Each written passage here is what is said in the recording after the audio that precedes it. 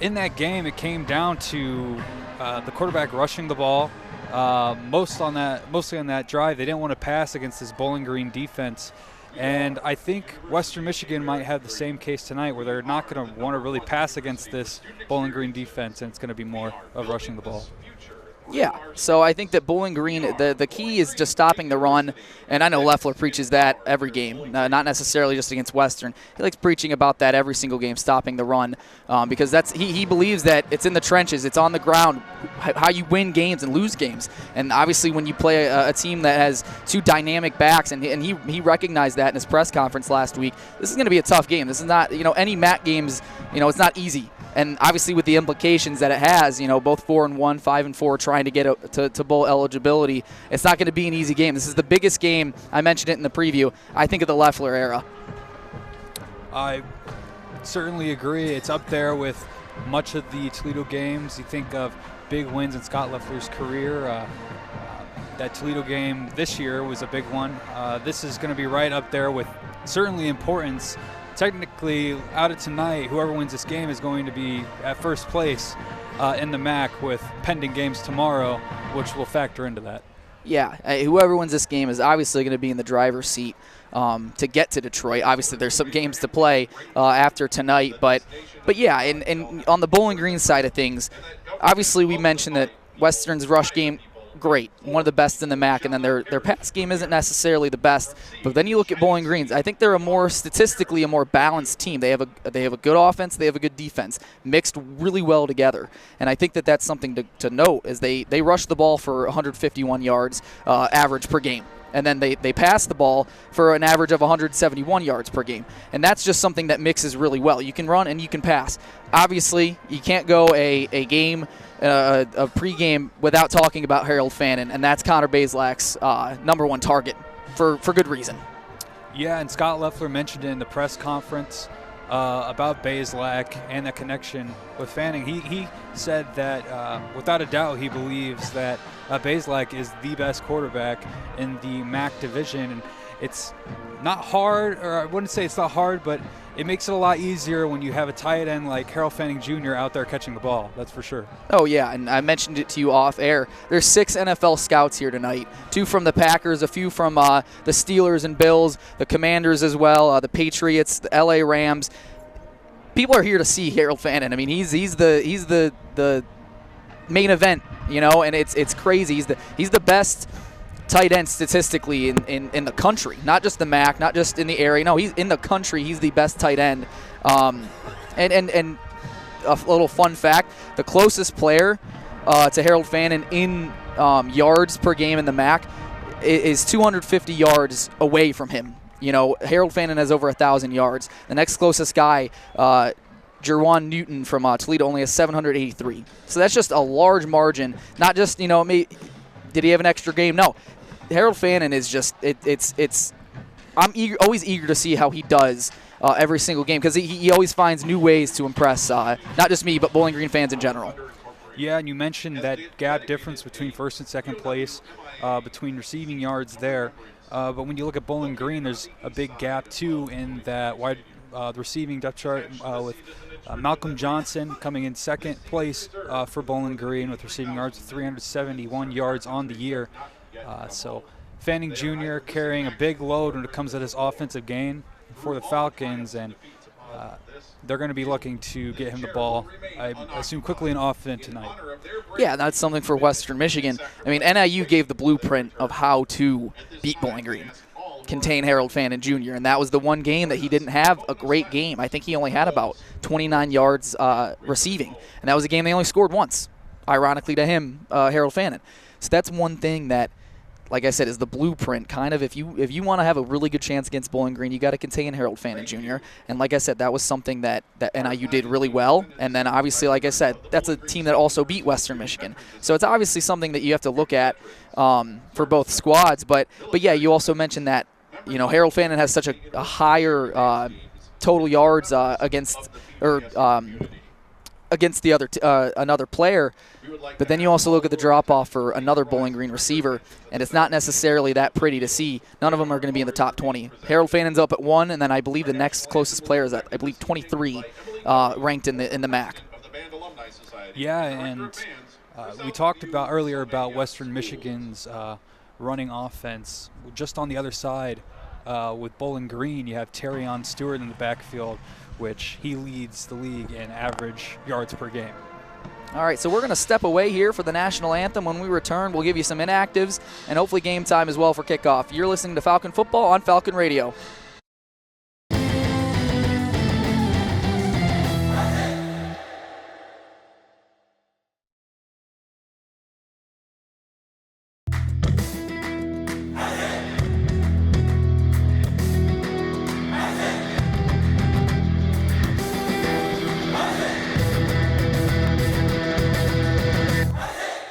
Falcon Media Sports Network is finally back on the road with BGSU hockey. Make sure to catch the voice of Falcon Hockey, Ben Korak, on the call for every BGSU game this season on WBGU 88.1 FM.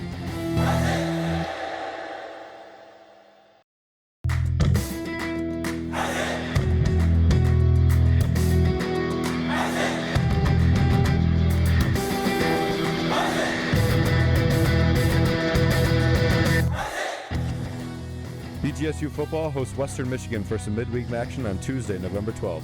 Catch all the action with Sean Connolly and Austin Roos at 6:45 for pregame and 7 p.m. for kickoff on Falcon Radio.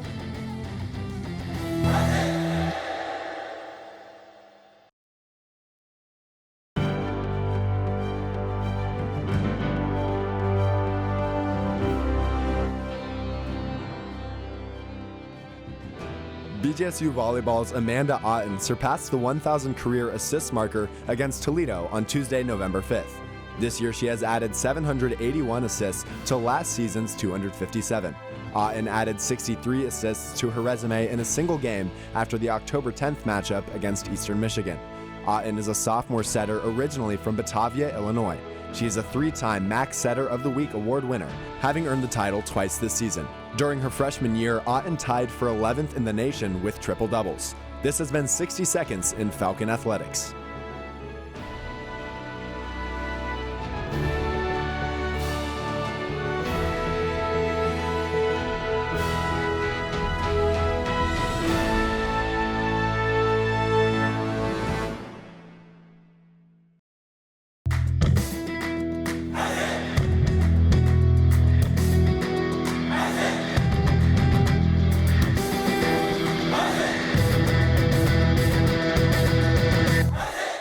Women's basketball heads east to face off against Cleveland State on Tuesday, November 12th. Falcon Media Sports Network's Lucas Kleinmeyer and Caden Knapp will have the call starting at 6:45 for pregame and 7 p.m. on WBGU 88.1 FM.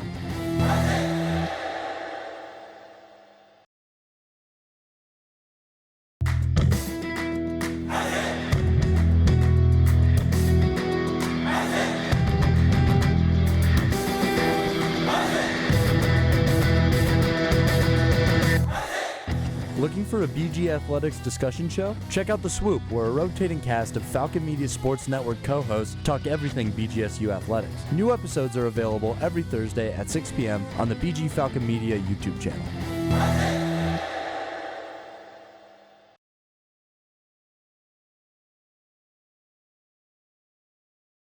This is Jay Crawford, former ESPN SportsCenter anchor and proud former member of the BGRSO sports organization right here. You're listening to 88.1 FM, WBGU HD1 and HD2, broadcasting more games than any other student-run organization in the country.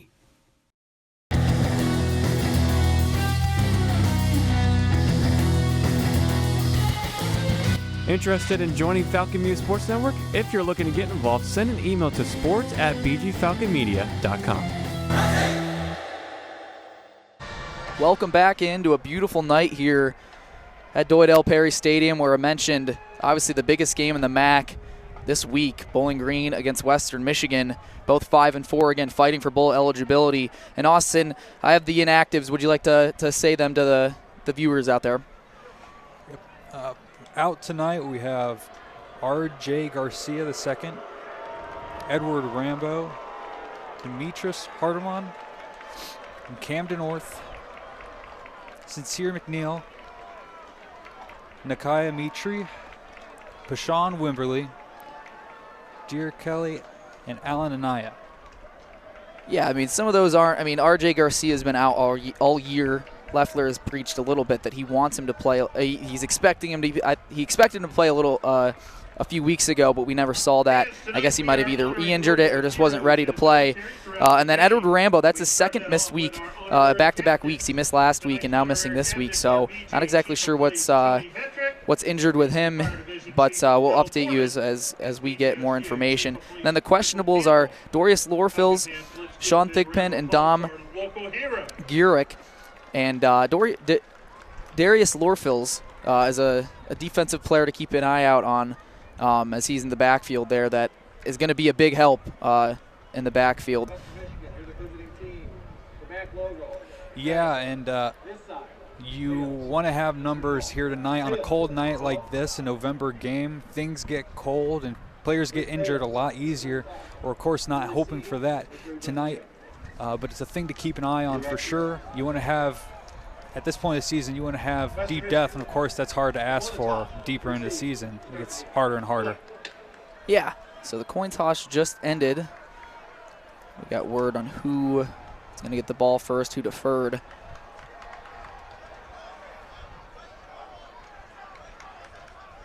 But yeah, I mean, you look at Western Michigan. As mentioned, they have the number one ranked offense actually in the MAC, 53rd nationally, and a large part of that, as we mentioned, is the rush game. Western Michigan leads the MAC in total touchdowns this season with 39, and it's not close. I mean, that's 6 more than the next team in Toledo. So a lot of that is the rush game, or is through the rushing. Jaden Nixon has 12 rushing touchdowns, and that's a huge part of that. So, I mean, if you can stop the run for Bowling Green, that'd be the biggest key, and I'm sure Leffler has emphasized that all week in practice to stop the run. But if you can't, I mean, you gotta have your best guys out there on offense to try and match them.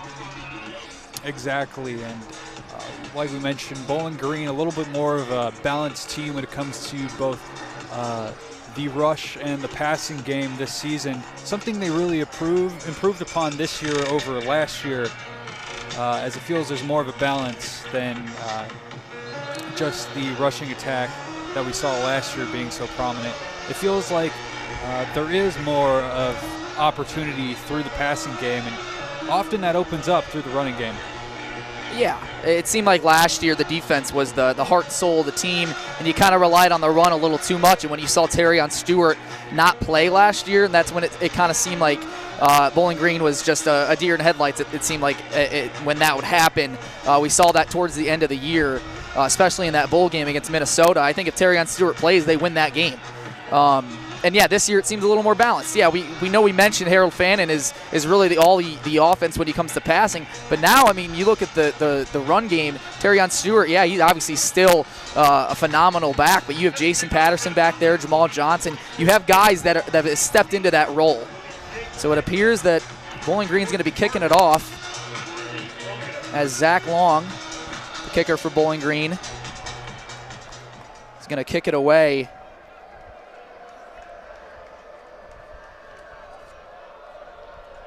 And here we go, underway here at Dwight L. Perry Stadium, and it's going to be a touchback as now the Western Michigan Broncos offense takes the field.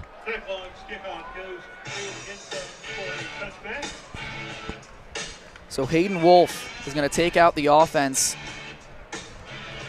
for Western Michigan, a senior from Venice, Florida.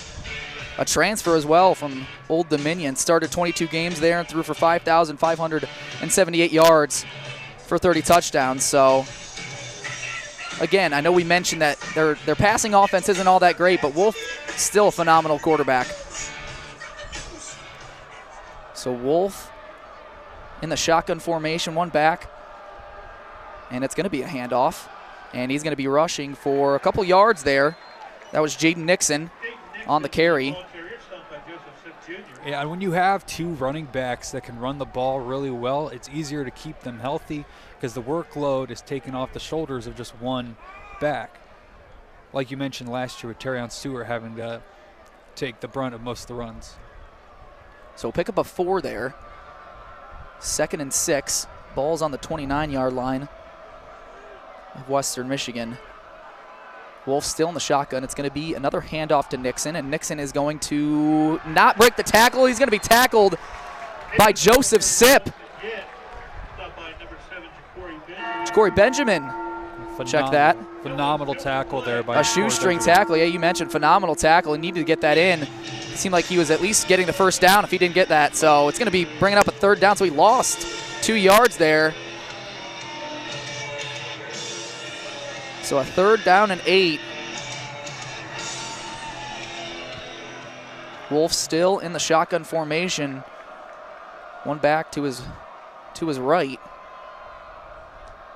And it's going to be a pass this time. Some pressure being brought, and it's going to be completed, and he's going to be stopped behind the first down marker. Jordan Parker on the receiving end, but he's going to be stopped well before the first down. Picked up 5 yards there, but it's not going to be enough, and a 3 and out for Bowling Green's defense. In a game like this, that's the perfect way to start the game for the Falcons. And you have the opportunity to gain all the momentum here. So we punted it away to Justin Pagis, and it's going to be fair caught at about the 30-yard line.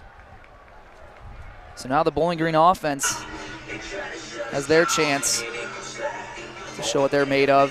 Obviously playing in a little bit better of conditions than we saw a week ago. That second half, the rain kept coming down. With that, you're able to open the playbook a little bit more. Certainly they will be able to this week than they were able to last week due to those conditions. So yeah, Connor Bazelak making his 9th start of the year for the Falcons. He's in the shotgun formation, and it's going to be a pass, and it's going to go to Harold Fannin, but seemed like it's incomplete. Like it sailed a little high there. Yeah. Might have gone off the fingertips, but it didn't seem like that was the greatest pass by Bazelak. So it brings up 2nd and 10, 13:04 to go here in the first quarter. The wishbone formation, 2 backs to his right and left, and then 1 behind him, and it's going to be a handoff. Oh, it's going to be a play-action pass, and that one's going to go to Fannin. Fannin's going to pick up the first down across the 40-yard line. He fooled me. Seemed like he was handing it right off to Terrion Stewart, who got stuffed. But it was a play action right to Harold Fannin, and they moved the chains. It seems like they're trying to get things moving quickly here as well. Quick tempo, up tempo. So a 1st and 10 ball on the 45-yard line for Bowling Green. And there was some movement up front. Both sides pointing at each other. And it looks like it's going to be an offsides on Western Michigan. Yep. Number 54 for Western Michigan. Mason Nelson. So that's going to move it up 5 yards. Still a 1st and 5. Ball now on the 50-yard line.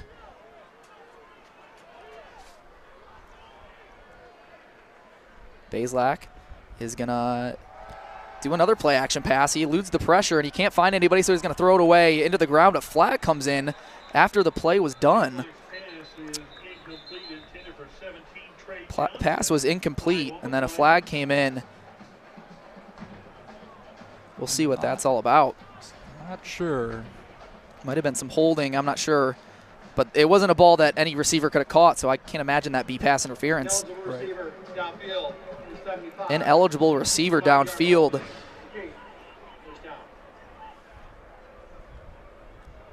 That was Nate Pabst, the offensive lineman,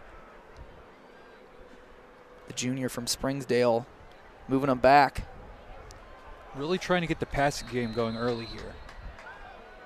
Making it 1st and 10, 12:20 to go here in the first quarter. Bazelak's back to pass. He's going to find his man, and it's going to be caught for about 5 yards, fighting for a few extra yards. Harold Fannin again on the reception.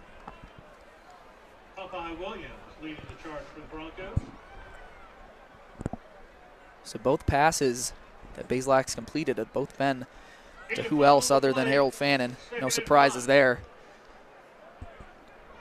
And so far, all passes, I believe. No runs to this point. So it's going to be 2nd and 5. It's going to be another play action pass. It's going to be caught by Malcolm Johnson, and he's going to get the first down.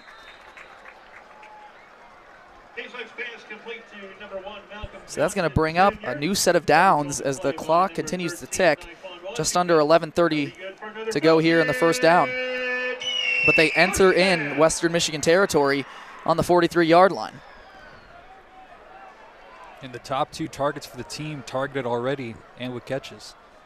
Yeah, we saw Malcolm Johnson get injured in that Kent game, so it's good that he's back and ready. It's going to be a handoff now to Terrion Stewart, so that's going to be the first run of the game. And he's going to pick up about 3 yards. Check that, 5 yards.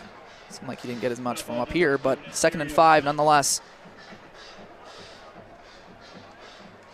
But yeah, something to note, you mentioned that was their first run of the game right there.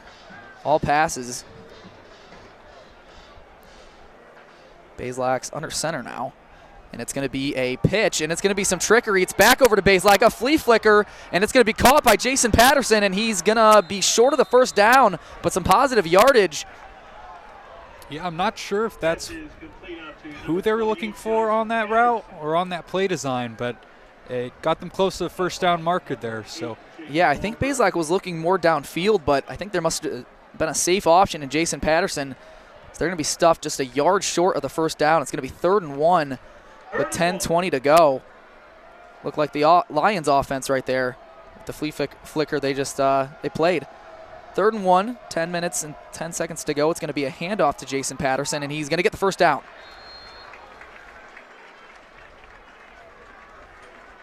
So a new set of downs for Bowling Green as they continue to chip away, getting closer and closer to the end zone and into the red zone. Just under 10 minutes now in this first quarter. Good job to spin away from the contact there off the initial hit.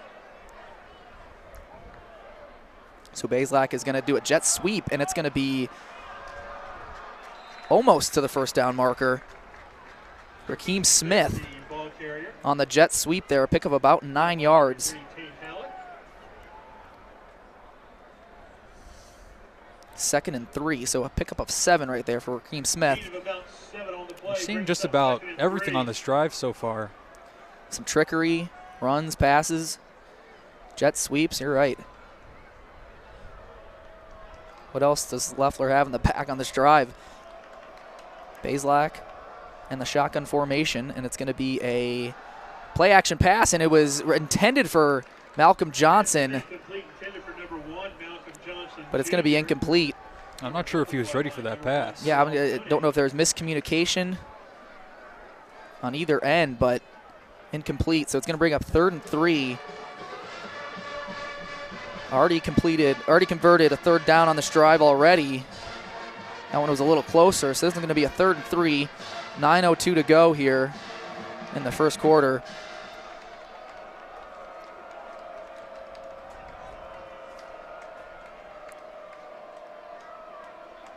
Some substitutions going on from both squads. And some confusion, it seems like. And the whistles are going to blow. I don't know who called the timeout. I think it was Scott Loeffler, which it is. So Loeffler had to burn another timeout. It seems like early in the game, we saw him burn a few timeouts against Northern Illinois early in the game in the first half. And obviously, they're not as important as the ones in the second half, but you don't want to burn them that early. Yeah, and I'd say this is a fairly important down. I mean, your first drive on offense, you stop them. You're trying to gain all the momentum to start out this game. And 3rd down, couple yards to go. Clearly some miscommunication there. I don't think they intended on wanting to take that timeout, of course. Yeah. But it's better to be on the same page and be able to get into to try to get a touchdown on this drive and something go wrong and you're forced to try to kick a field goal or go for it on 4th. Agreed. So when we return, it's going to be 3rd and 3 when we return. You're listening to Falcon Football on Falcon Radio.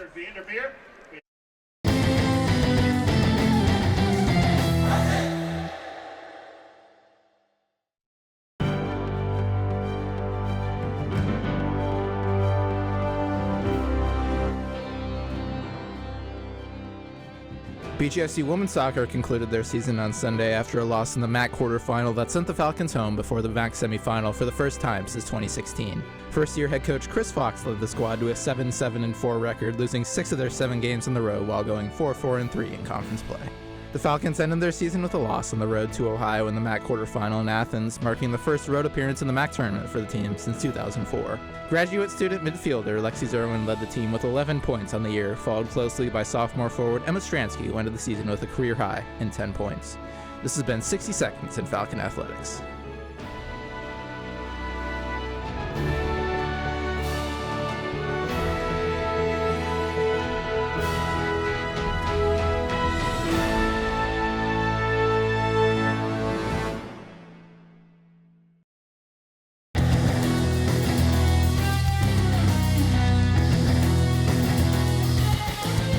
Interested in joining Falcon Media Sports Network? If you're looking to get involved, send an email to sports@bgfalconmedia.com.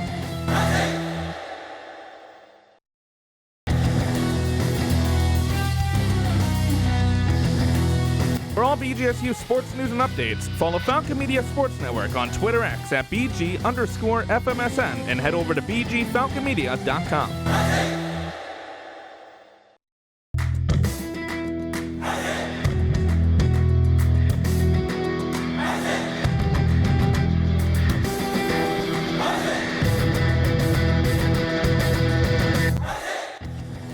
Don't have time to tune into a BGSU sports broadcast? Falcon Media Sports Network will have you covered with live updates of home BGSU athletic events.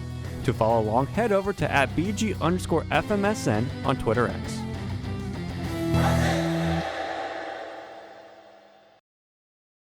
To Dwight L. Perry Stadium for a 3rd and 3 now for Bowling Green's offense.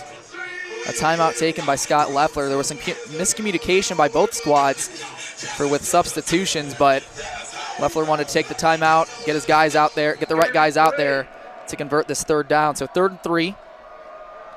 Paislak is going to hand it off to Terrion Stewart. Stewart to the outside, and Stewart has an opening. Stewart down to the 10-yard line. He's going to be taken down at about the 7. So another conversion on 3rd down with the running the ball. Is there a flag? There's something yellow. I don't think it's a flag. I can't tell. There's something yellow on the field over there. Over by the 20. Yeah, it looks like that is a flag. So they're going to move that back. Wow, that was a big gain. Biggest play for Bowling Green thus far. And it's going to be taken back. So it's going to bring up a 3rd and 10 now. So it's going to be holding to no one's surprise as they were moving back.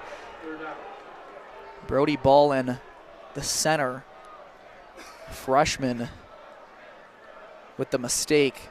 And I thought the motion just caught the defense off guard there, but I guess some extra activity might have led to the open play there for Terrion Stewart. So 3rd and 11 now, as opposed to 3rd and 3. They originally had it. So Paislak's back to pass. Looking for his man, and it's going to be batted down. It might have been a fumble. No, they just called it. Incomplete pass. Got that out at the perfect time. Yeah, 1 second later, and that would have been a fumble. Pass knocked down by number 93, Corey Walker. So it looks like the kicking unit is going to come out, and this is about where Zach Long was kicking in the pregame. And it looks like the wind, it's certainly windy, but it looks like it's slowed down just a bit looking at the flag. But seems to be about a 45 kick. Kick is up, and it is going to be good. So Zach Long makes it. 50-yard field goal for the Falcons. A 50-yarder puts the Falcons on the board 3-0 with 8:32 to go here in the first quarter. So obviously, despite that holding penalty, they do come up with something. They did have first and goal rather, but you'll take 3 points when you can get them. So 3-0 when we return. The Western Michigan offense back out in the field. You're listening to Falcon Football on Falcon Radio.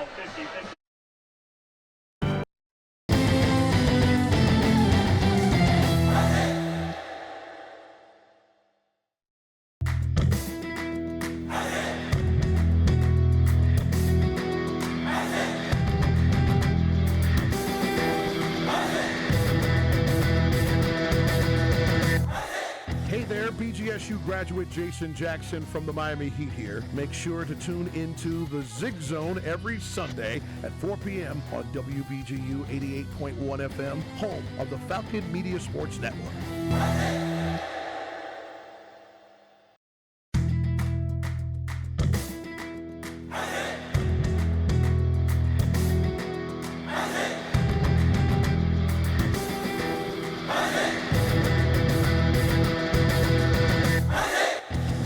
Hey, BGSU graduate Jason Jackson from the Miami Heat here. When I was a Falcon, there was BGRSO. Now it's Falcon Media Sports Network. Keep up with all BGSU sports news and action by following BG_FMSN on Twitter/X and check out BGFalconMedia.com.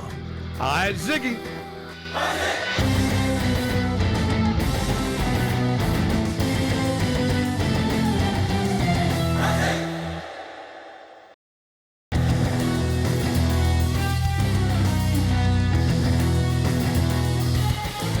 Miss a BGSU sports broadcast? Head over to the BG Falcon Media YouTube channel to listen to past calls by Falcon Media Sports Network.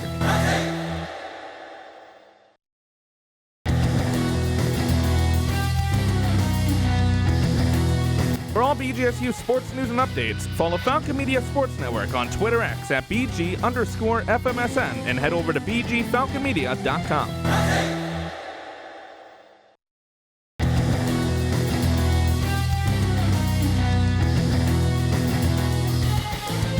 Interested in joining Falcon Media Sports Network? If you're looking to get involved, send an email to sports@bgfalconmedia.com.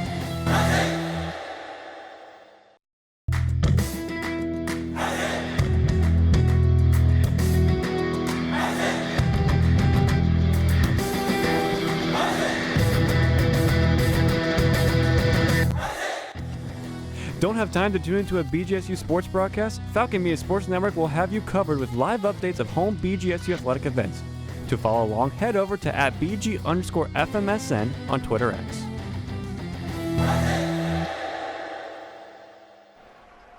So welcome back in to Dwight L. Perry Stadium, where Bowling Green just took the 3-0 lead thanks to Zach Long's 50-yard field goal,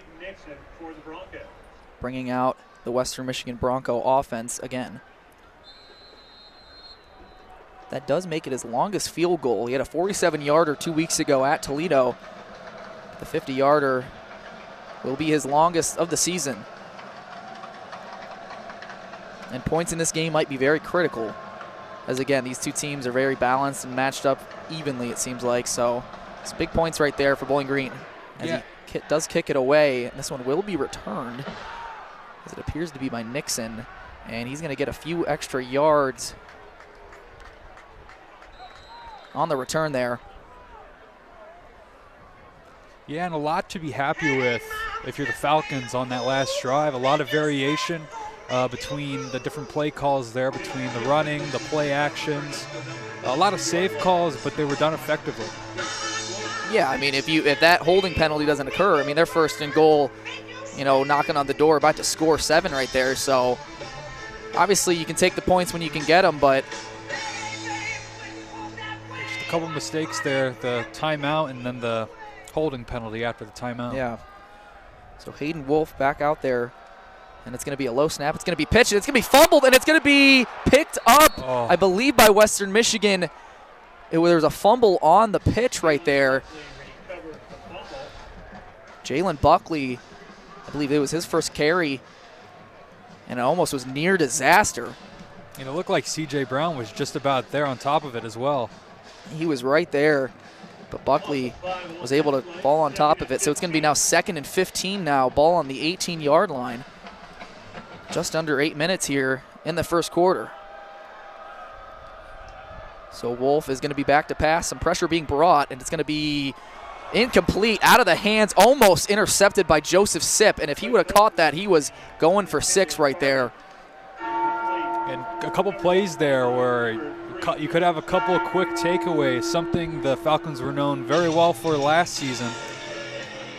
Yeah, that's 2 plays right there that a couple inches go your way, and that's, you know, you're knocking on the door. You're in the end zone right there. Because like I said, if Joseph Sipp caught that, on the interception. He was gone for 6. Nobody was near him.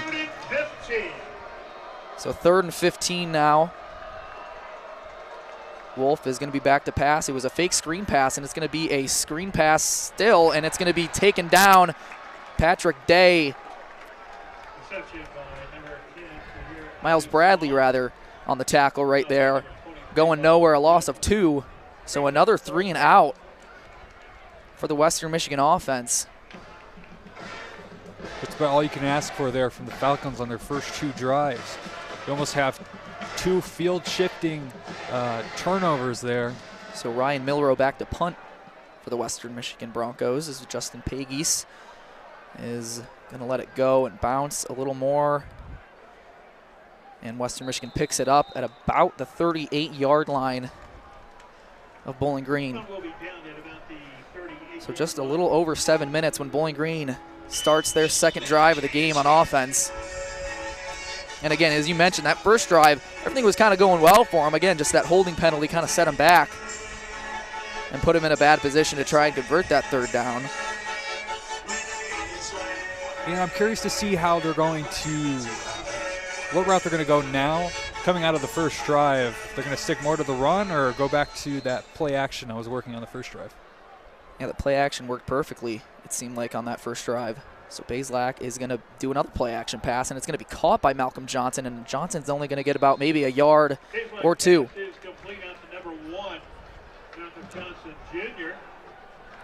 Seeing a lot of quick throws so far from Bazelak in this game. That was a pickup of 2. So 2nd and 8 now, ball on the 40-yard line. 2 on the play, 2nd and 8. Bazelak motioning Fannin to the other side. As Bazelak's back to pass. Of course, his first look was to Harold Fannin, but it's going to be a screen pass over to Terrion Stewart, and he's got some space, and he's got the first down. Pass is complete down to number 4, Terrion Stewart. Terrion Stewart moves the chains right there. That'll be good for another touchdown. He's not necessarily the first receiving back. Usually Jamal Johnson's that receiving back, but Terrion Stewart was open. Bazelak just gave it to him. Yeah, it looked as though maybe Bazelak's first option was taken away from him, so he found the first open person, and that person happened to be Terrion Stewart in the middle of the field. So now that's again in Western Michigan territory. As Bazelak is going to hand it off, and it can be taken nowhere. Jason Patterson, I believe, Patterson, the ball carrier for Bowling Green. was the ball carrier right there. Top by number 10, Isaiah Green. I guess they're giving him a pickup of 2, so it's going to be 2nd and 8 again for Bowling Green's offense. Ball at the 47-yard line of Western Michigan's territory. So 5:15 to go here in the first quarter. There's another motion by Bazelak, and it's going to be a handoff to Patterson, and Patterson bullies his way down near the first down Patterson, the ball carrier once again for yard line, and he's going to be, I think, a yard short, it looks like. Stop once again by number 10, Isaiah Green. So it's going to be 3rd and 1. They're going to mark it. It's another big 3rd down here. We saw him convert 1, technically 2, but that holding penalty brought him back. And both those plays were runs. So I wouldn't be surprised if we see another run here. Of course, well, now they mark it 3rd and 2 now. Got Bazelak under center, which haven't seen much tonight. Ball at the 40. Bazelak is under center. And it's going to be a play action pass, and it's going to be complete over to Harold Fannin, but he's going to be stopped short. Defense was all over that play. It was a play action pass, and it seemed like they had pressure on Bazelak as well as getting right to Harold Fannin. It's going to bring out the punt unit. 4th and 4. Fans booing about something. I'm not sure if it was about the decision or the marking of the ball, but he was well short. And that was about as good of a tackle you can make in the open field against a guy like Fanning Jr. It's a hard dude to take down, and to make a tackle like that just a few yards from the 3rd down marker. Yeah, Fannin's a 6'4 dude. Not necessarily easy to take him down. So Henderson's punt is up and away, and it's going to go out of bounds at about the 13-yard line. And the punt So a couple plays of positivity there for Bowling Green's offense, but back out is the Western Michigan offense when we return. You're listening to Falcon Football on Falcon Radio.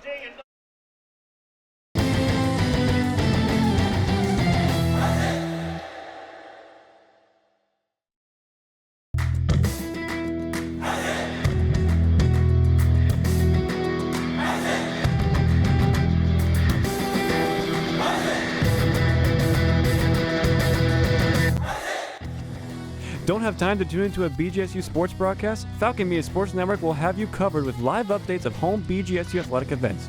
To follow along, head over to @BG_FMSN on Twitter X.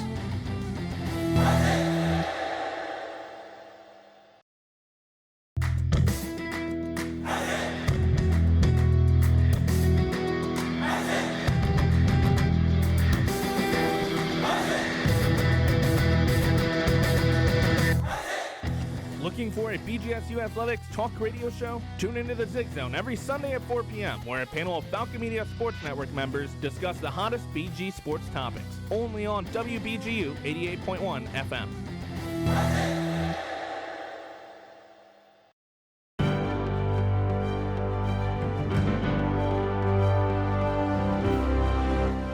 In Bowling Green football's 41-17 season opening victory over Fordham on August 29th, junior Justin Pace set a program record with a 100-yard kickoff return touchdown on the first play of the game. Falcon Media Sports Network's Reese Patricus had the call on Falcon Radio. Go back up and field it on the goal line. Trying to take to the right, got some blocks, got a hole. Peg was down the far sideline, and he's got space in front of him. 10, 5, touchdown BG brings back the opening kickoff. What a way to start the season. This has been a Falcon Media Sports Network featured call.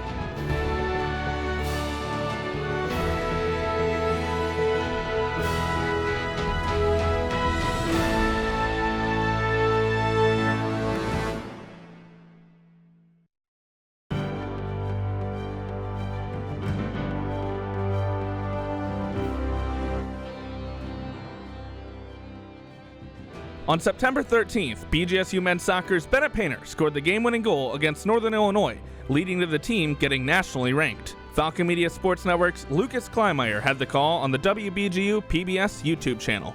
Gonna win that one initially. Head up again. Wins the second one, however. Back to lane, back to Painter. That one's blocked, gets it back. Painter!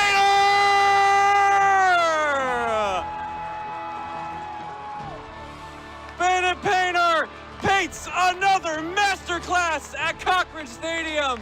This has been a Falcon Media Sports Network featured call.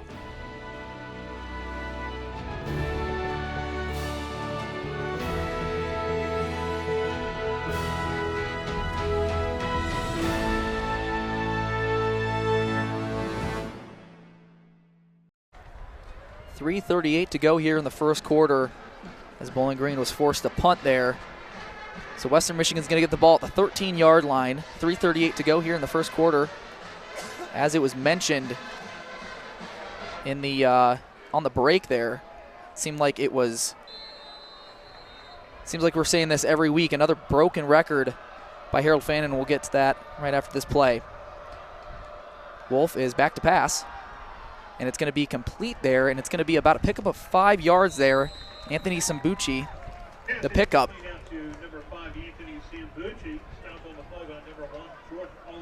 Jordan Oladokin on the tackle there. 2nd and 2 now, so a pickup of 8 on the little fade route there by Sambucci. His first reception of the game. Speaking of receptions, it was the tight end reception record by Harold Fannin, and like I said, that's a record that stood since 1984 in a single season. So, of course, like I said, it seems like we're saying that every week, a broken record by Harold Fannin. There goes Wolf on a screen pass, and it's going to be complete for the first down. It's Kenneth Womack. But again, a first down for the Western Michigan Broncos. Breath of life there for the Western Michigan offense as well. It seemed the first 2 drives, they really weren't able to move anywhere. And now you got a first down. Yeah, it's first down of the game for the Western Michigan offense by passing, something you really don't see by them. It's going to be a handoff, and he's going to be stuffed about 4 yards. Buckley on the carry right there. Pickup of 3. So we're nearing 2 minutes here to go in the first quarter. Bowling Green still leads 3-0. Ball on the 31-yard line here for Western Michigan. As they have a 2nd and 7.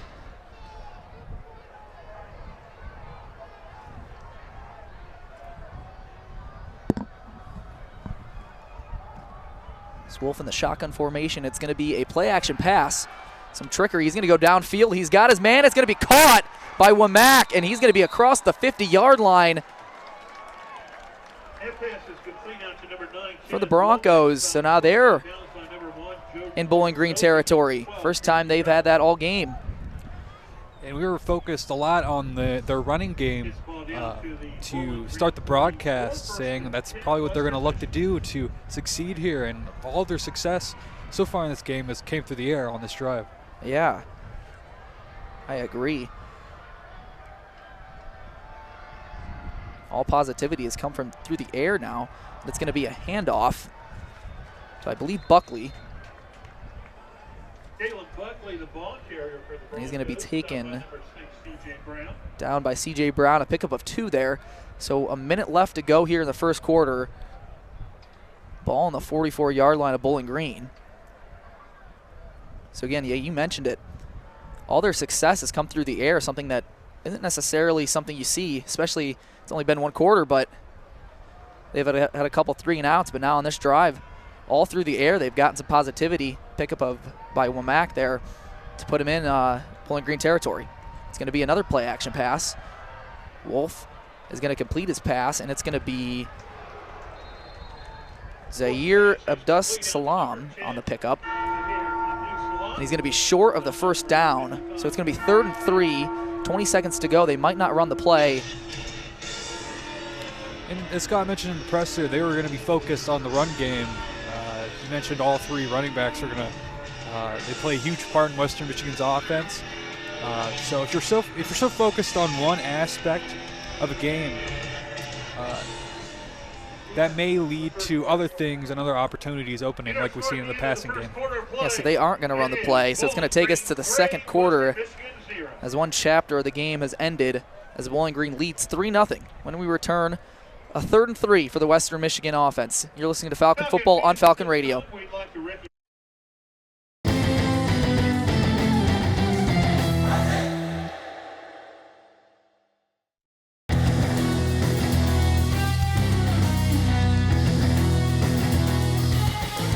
Miss a BGSU sports broadcast? Head over to the BG Falcon Media YouTube channel to listen to past calls by Falcon Media Sports Network.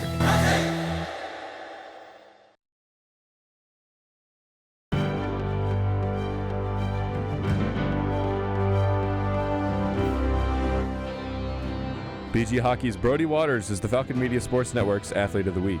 In the second game of the CCHA regular season opening series against Fair State, the sophomore forward had his first career hat trick. All 3 goals came on power plays, 1 in the first period and 2 in the second period, a huge part of the 5-4 victory over the Bulldogs. With the Hattie, Waters doubled his season goal total, snapping a 4-game scoreless streak and leading the team in goals by 4. He also leads the CCHA in goals, is 3rd in total points, and 2nd in shots taken. Nationally, he's tied for 2nd in the most goals scored, 2nd in power play goals, and tied for the 3rd in average goals per game. This has been the Falcon Media Sports Network Athlete of the Week.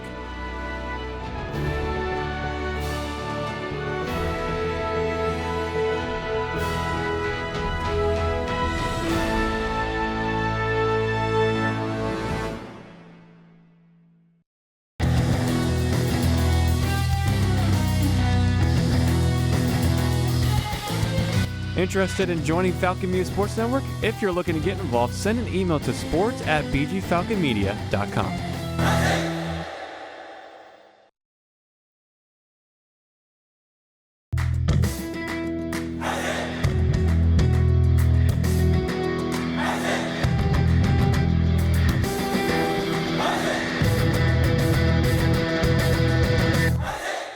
BGSU men's basketball hosts the Taylor University Trojans in an NAIA versus Division I matchup on Monday, November 11th. Catch Falcon Media Sports Network's Tyler Kavelitz and Artie Abrego for pregame at 6:45 and tip-off at 7 p.m. on Falcon Radio.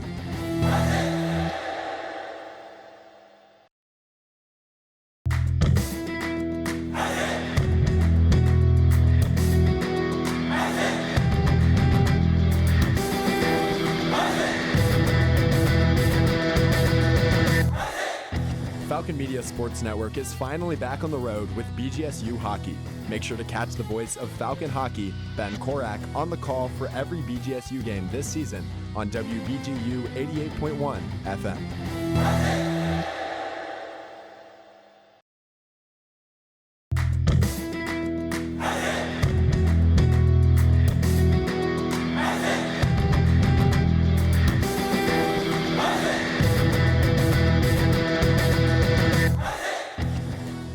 BGSU football hosts Western Michigan for some midweek action on Tuesday, November 12th.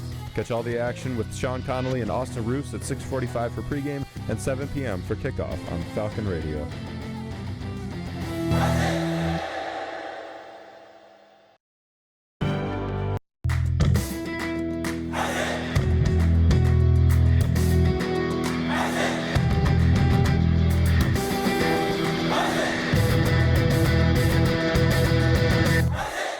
Women's basketball heads east to face off against Cleveland State on Tuesday, November 12th. Falcon Media Sports Network's Lucas Kleinmeyer and Caden Knapp will have the call starting at 6:45 for pregame and 7 p.m. on WBGU 88.1 FM.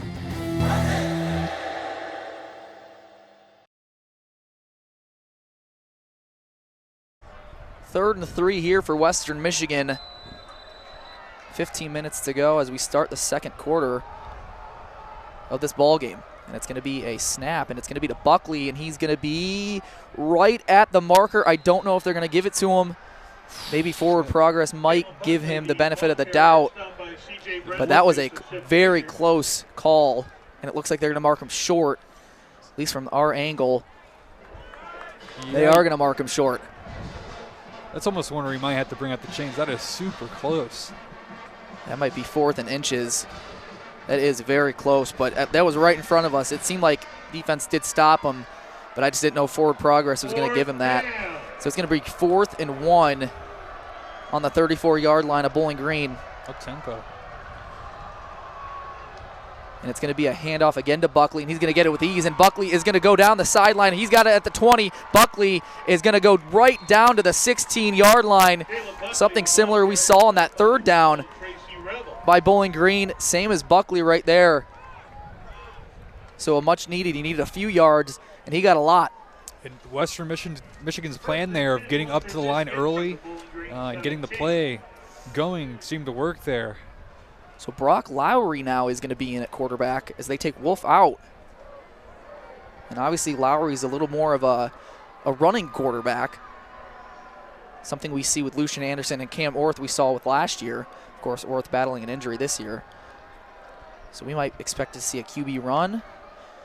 And it's going to be some trickery, and it's going to be to Womack, and it's going to be taken down out of the sideline right there. So some trickery again. So we saw some trickery from Bowling Green, and we see it there from Western Michigan. So it seemed like they were going to do a QB run, and then they just flipped it. Yeah, and that was a good read by the Falcons defense there. They didn't seem to be too fooled there on the play. So yeah, flip over to Kenneth Womack, and he got 3 yards there to bring up 2nd and 7. Ball on the 13-yard line. So they're knocking on the door. Obviously, you'd like to keep him out of the end zone and hope for a field goal attempt. So it's going to be a handoff to Nixon, and Nixon is going to be taken down after a few yards gained. So it's going to bring up 3rd down. Another huge 3rd and short 3rd and 1. I would not be surprised if they don't get it, that they're going to go for it again. And they're in that territory. Like I said earlier, points in this game are going to be very critical. And up until this point, they were moving pretty quickly on what they were wanting to play and getting into formation for it. This time taking a little bit more time. So 3rd and 1, 12-14 to go here in the second quarter here. Wolf gives it to Buckley, and that's going to be... Looks like it's right. Looks like he got it. Jaden Nixon, rather. Might be short. Chains aren't moving, so that's going to give me the indication that they didn't get it. So it's going to be 4th and 1 again.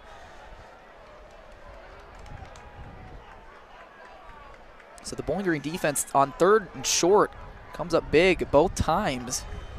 But of course, they're going to go for it again here. Didn't stop them on that first 4th and 1. Yeah, and outside of that 4th down run, the Falcons have been pretty good at stopping this run attack by Western Michigan. Brings up a second 4th down now for the Western Michigan Broncos, and it's going to be a handoff to Nixon, and he's going to get that one. Not as many yards on that as the first 4th down, but he gets it nonetheless. So brings up a 1st and goal now for Western Michigan. And a very similar play to the first 4th down that they converted earlier too. So now the ball is going to be at the 6-yard line. Again, knocking on the door for Western Michigan. And now we see this run game by Western Michigan that really is one of the best in the country, realistically. 18th nationally in the run game. So it's going to be a handoff to Buckley, and Buckley is going to get into the end zone. Touchdown, Western Michigan Broncos. On 1st and goal, they get into the end zone. The game's first touchdown by the MAC Freshman of the Year a year ago. Yeah, and ever since that 4th down play where they got a ton of yardage off that run, it's been constant running ever since. So you get the feeling that they're starting to feel comfortable with going back to the play style of primarily running the ball, and it's seemed to work here. 5th touchdown of the year for Buckley.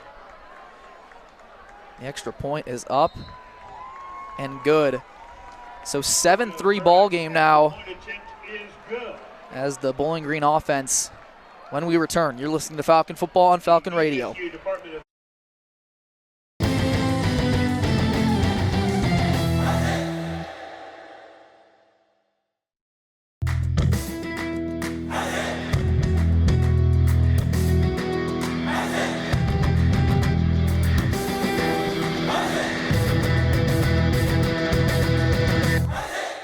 Looking for a BG Athletics discussion show? Check out The Swoop, where a rotating cast of Falcon Media Sports Network co-hosts talk everything BGSU athletics. New episodes are available every Thursday at 6 p.m. on the BG Falcon Media YouTube channel.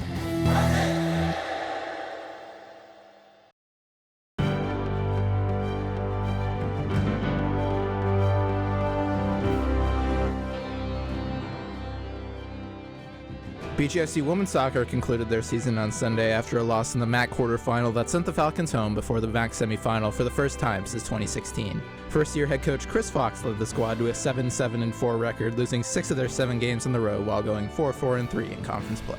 The Falcons ended their season with a loss on the road to Ohio in the MAC quarterfinal in Athens, marking the first road appearance in the MAC tournament for the team since 2004. Graduate student midfielder Lexi Zerwin led the team with 11 points on the year, followed closely by sophomore forward Emma Stransky, who ended the season with a career high in 10 points. This has been 60 Seconds in Falcon Athletics.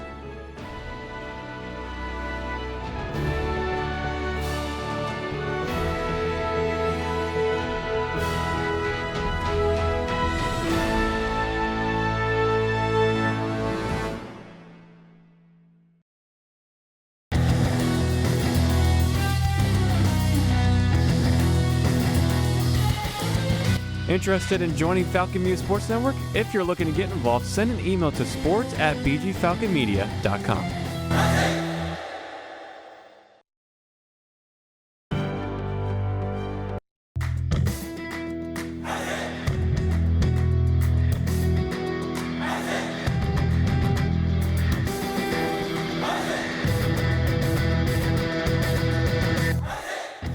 BGSU graduate Jason Jackson from the Miami Heat here. Make sure to tune into the Zig Zone every Sunday at 4 p.m. on WBGU 88.1 FM, home of the Falcon Media Sports Network. Welcome back in 10 minutes, 36 seconds to go in the second quarter. Jalen Buckley running that one in for Western Michigan, giving them a 7-3 lead. First lead of the ball game that they have. Yeah, and the drive before that, we talked about how the run wasn't really working for them, and where they were finding success was the passing game. Well, on this drive, it goes back to much more of that, what we're used to seeing from Western Michigan this season, with the run game being their primary successor there. Obviously, the fourth down conversion that went for extra yards got them close to about the 10-yard line. And then from there, they were able to just do what they're used to, pounding the ball against this BG defense. And now they have 7 points on the board. Yeah, start of the drive was all passing. It seemed like the end of that drive was all running. Something that it seemed like that's what kills teams by Western Michigan. When you expect the run, they pass. When you expect the pass, they run. So the kickoff is away, and it's not going to be that good of a kick. And it's going to be muffed, and Western Michigan has it, and there's going to be a muffed kick. It wasn't that good of a kick, and maybe that was their intention. Kick only went to about the 30-yard line, and it was muffed, but now there's a player down. But it was recovered by Western Michigan, so now Western Michigan's going to get the ball at about the 33-yard line. What a turn of events for the Falcons. We have somebody down here, and we're hoping they're okay. Medical staff around them. Not sure what happened. All the focus was on the muffed kick right there. I mean, I don't know exactly what happened. Like I said, I don't know. That wasn't their intent. I can't tell if it was their intent, and Scott Leffler's coming out now. Not exactly sure what happened on that. But yeah, like you said, it's hard to tell if that was their intention or not. It looked as though maybe he just didn't get it off the foot exactly how he wanted to, and it got kind of just popped up in the air really high. Only went for about 30 or so yards off the kickoff. Yeah, it wasn't the greatest kick off the initial, but again, I don't know if that was their intent. And if it was, it worked to perfection, but we're going to step away as we're going to see if we can get an update on who it is and what exactly happened. So you're listening to Falcon Football on Falcon Radio.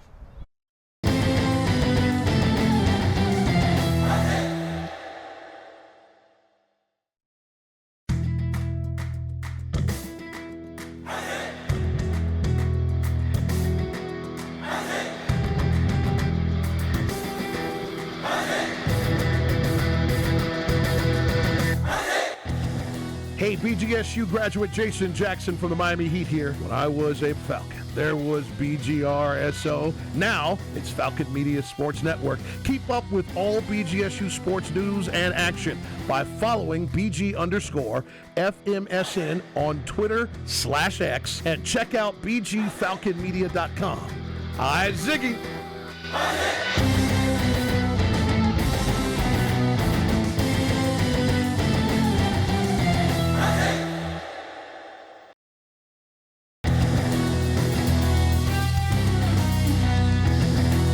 For all BGSU sports news and updates, follow Falcon Media Sports Network on Twitter X at BG_FMSN and head over to BGFalconMedia.com.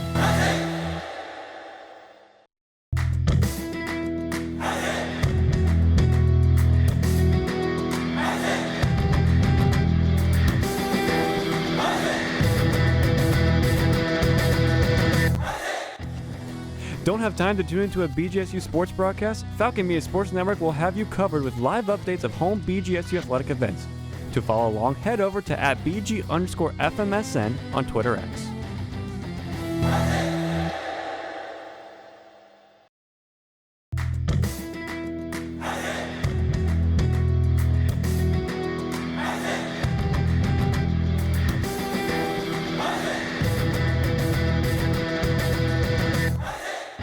Looking for a BGSU Athletics talk radio show? Tune into the Zig Zone every Sunday at 4 p.m., where a panel of Falcon Media Sports Network members discuss the hottest BG sports topics. Only on WBGU 88.1 FM.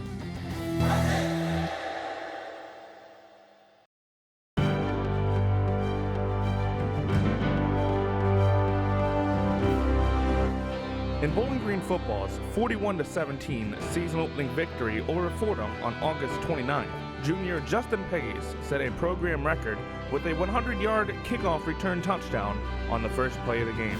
Falcon Media Sports Network's Reese Patricus had the call on Falcon Radio. Go back up and field it on the goal line. Trying to take to the right, got some blocks, got a hole. Peg was down the far sideline, and he's got space in front of him. 10, 5, touchdown BG brings back the opening kickoff. What a way to start the season. This has been a Falcon Media Sports Network featured call.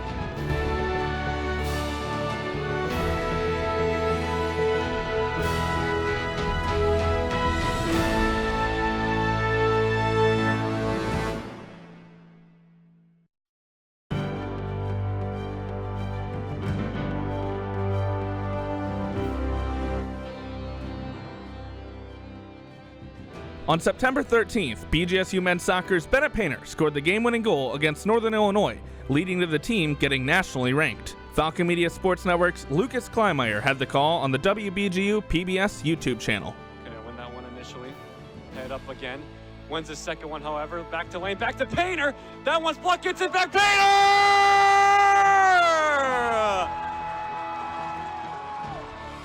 Bennett Painter paints another masterclass at Cochran Stadium.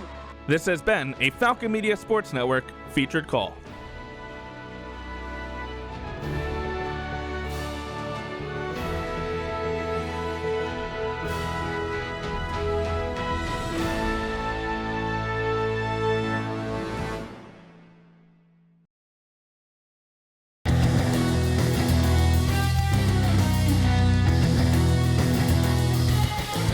Miss a BGSU sports broadcast? Head over to the BG Falcon Media YouTube channel to listen to past calls by Falcon Media Sports Network.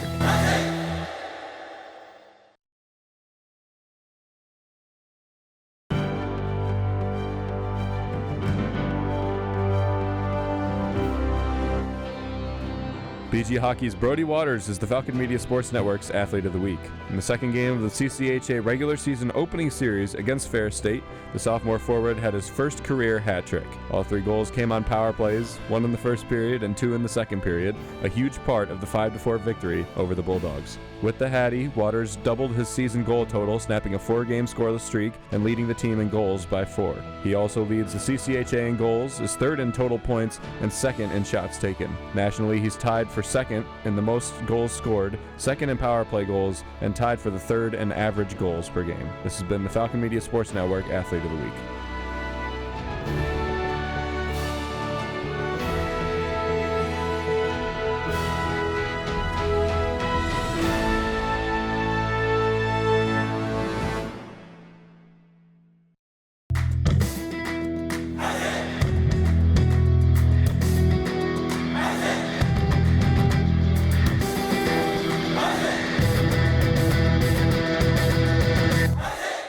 BGSU men's basketball hosts the Taylor University Trojans in an NAIA versus Division I matchup on Monday, November 11th. Catch Falcon Media Sports Network's Tyler Kavelitz and Artie Abrego for pregame at 6:45 and tip-off at 7 p.m. on Falcon Radio.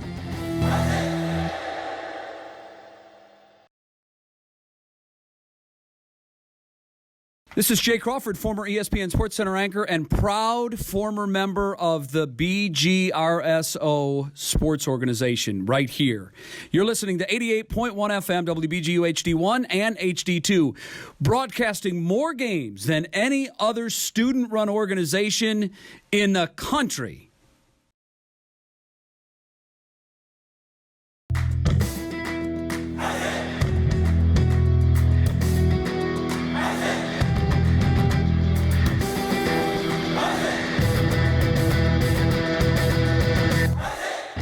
Falcon Media Sports Network is finally back on the road with BGSU hockey. Make sure to catch the voice of Falcon Hockey, Ben Korak, on the call for every BGSU game this season on WBGU 88.1 FM.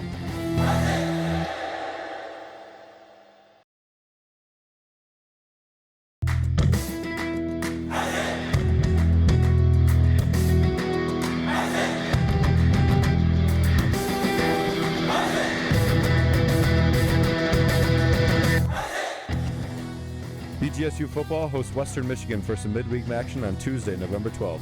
Catch all the action with Sean Connolly and Austin Roos at 6:45 for pregame and 7 p.m. for kickoff on Falcon Radio.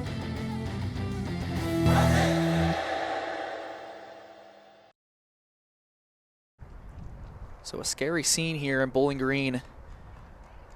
Bam Booker was the one on the ground after he got hit on the kickoff. The fumble will stand. It was Bam Booker, a defensive lineman from Cincinnati, just put on the stretcher. But again, a scary scene nonetheless. Giving a thumbs up. Giving a thumbs up. We'll try and update you as quick as we can when we get the information needed. But a very scary scene there on the kickoff after Western Michigan scored to go up 7-3. So Western Michigan will get the ball back after the fumble, or the muffed kick rather. So 10:32 to go in the ball game here, or in the second quarter rather. 7-3, and Western Michigan's already in BG territory after an odd kick, to say the least. Yeah, still hard to tell if that was intentional or not. But whatever it was, it worked in the favor of Western Michigan here, and they're in Falcon territory with the ball.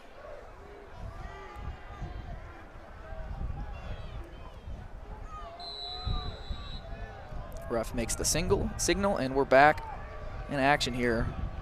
Wolf shotgun formation, and it's going to be a handoff to Buckley, and he's going to get taken nowhere. Ali Saad.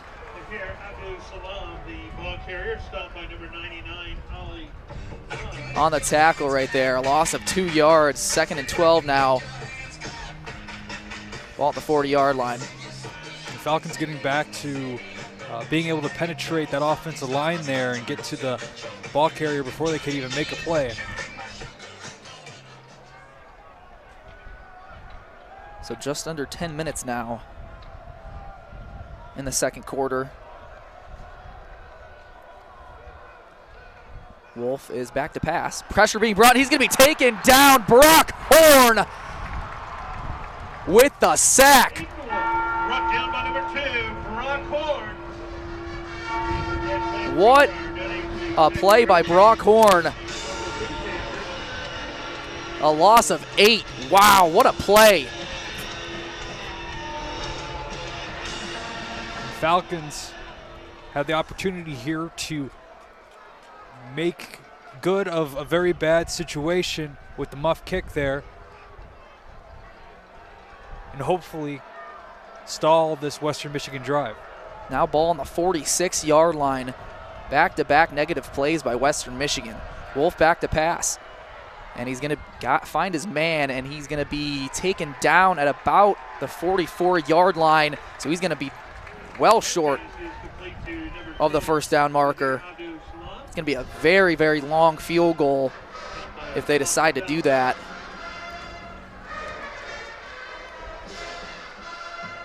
Which they won't.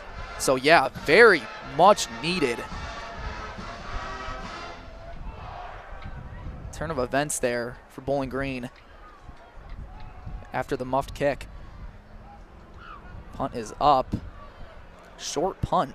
Justin Pagis getting bumped into a little bit. Surprised they didn't call that. Yeah, and the Falcons making very well of a very bad field possession in terms of defensive play there. Western Michigan not able to capitalize on the great field position there. Yeah, but what a play by Brock Horn. I mean, that really what set it up right there to take him out of field goal range. A loss of 8 on that. And now it brings up a 1st and 10 at the 16-yard line in their backyard of Bowling Green. And it's going to be a handoff to Terrion Stewart. And Stewart finds a lane. Stewart across the 30-yard line, and Stewart still on his feet. Stewart to the 35-yard line. He was dead in the water at about the 25. He picked up 10 more. Yeah, if you're going to try to tackle Terrion Stewart up high, you're going to have some trouble. A very powerful back. Made a ton of yards after the contact there. Not the biggest dude either, 5'9", but that's just what makes him kind of tough to tackle. And again, like I said, he picked up about 10 yards after his initial couple hits right there. So Bazelak is going to play action pass, and it's going to be caught by Harold Fannin, and Fannin across the 50 to the 45-yard line. Move the chains again. And Bazelak fit that in a very tight window to get that to Fanning Jr. Heck of a throw by Bazelak. And again, we forgot to mention it earlier, but with the reception earlier on that third down, Harold Fannin has broken the program record for career receptions by a tight end, not a season. I messed that up a little earlier. And the record has been stood since 1984. I mean, that's just another one to add to the list from Harold Fannin. It's going to be a handoff to Terrion Stewart, and he gets maybe about 3 yards to the outside. Just under 7 minutes now.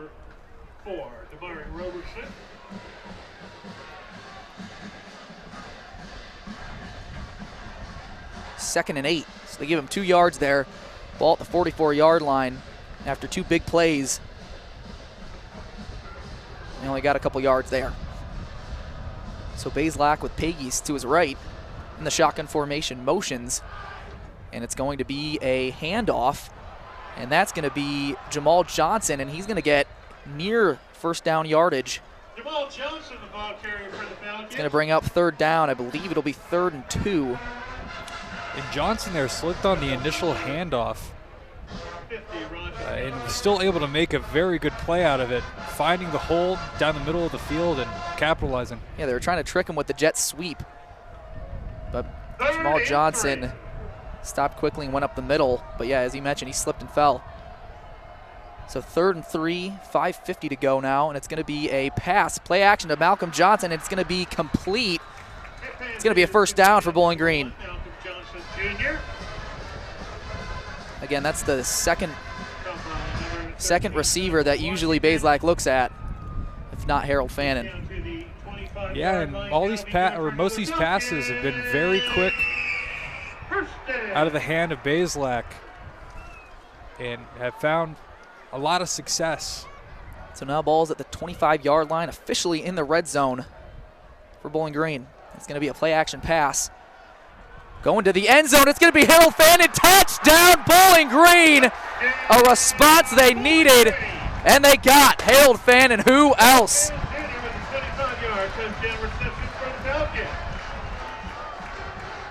I was just talking about how Bazelak has been throwing these very quick passes. That was one of the few examples where they took an extra second or two to look downfield. And like you said, who else but Harold Fanning Jr. with a touchdown here to give the Falcons the lead. A 25-yard pass by Bazelak to Harold Fannin.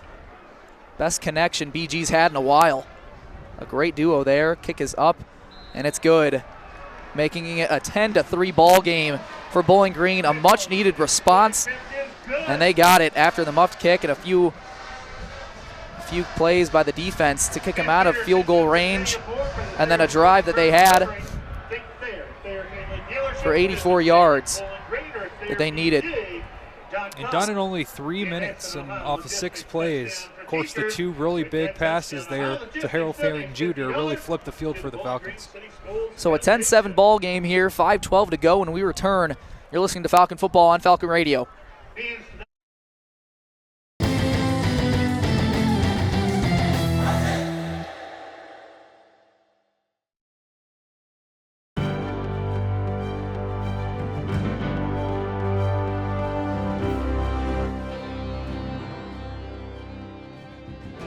BGSU volleyball's Amanda Otten surpassed the 1,000 career assist marker against Toledo on Tuesday, November 5th. This year, she has added 781 assists to last season's 257. Otten added 63 assists to her resume in a single game after the October 10th matchup against Eastern Michigan. Otten is a sophomore setter originally from Batavia, Illinois. She is a 3-time MAC Setter of the Week award winner, having earned the title twice this season. During her freshman year, Otten tied for 11th in the nation with triple doubles. This has been 60 Seconds in Falcon Athletics.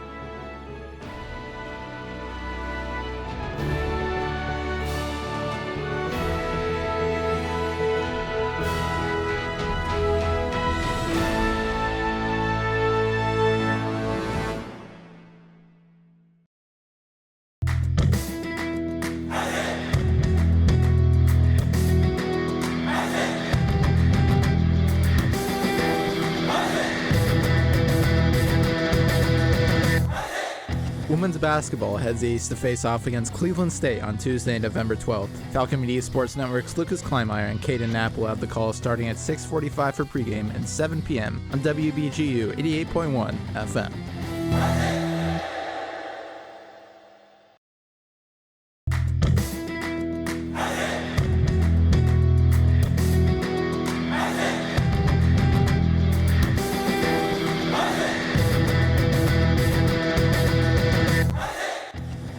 Don't have time to tune into a BGSU sports broadcast? Falcon Media Sports Network will have you covered with live updates of home BGSU athletic events. To follow along, head over to @BG_FMSN on Twitter X.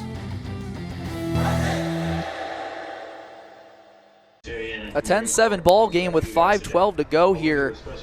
A touchdown thanks to anyone's surprise, Harold Fannin finding the end zone. Just another reason why he's the best tight end in the country. Not just the MAC. A 25-yard reception passed to by Connor Bazelak.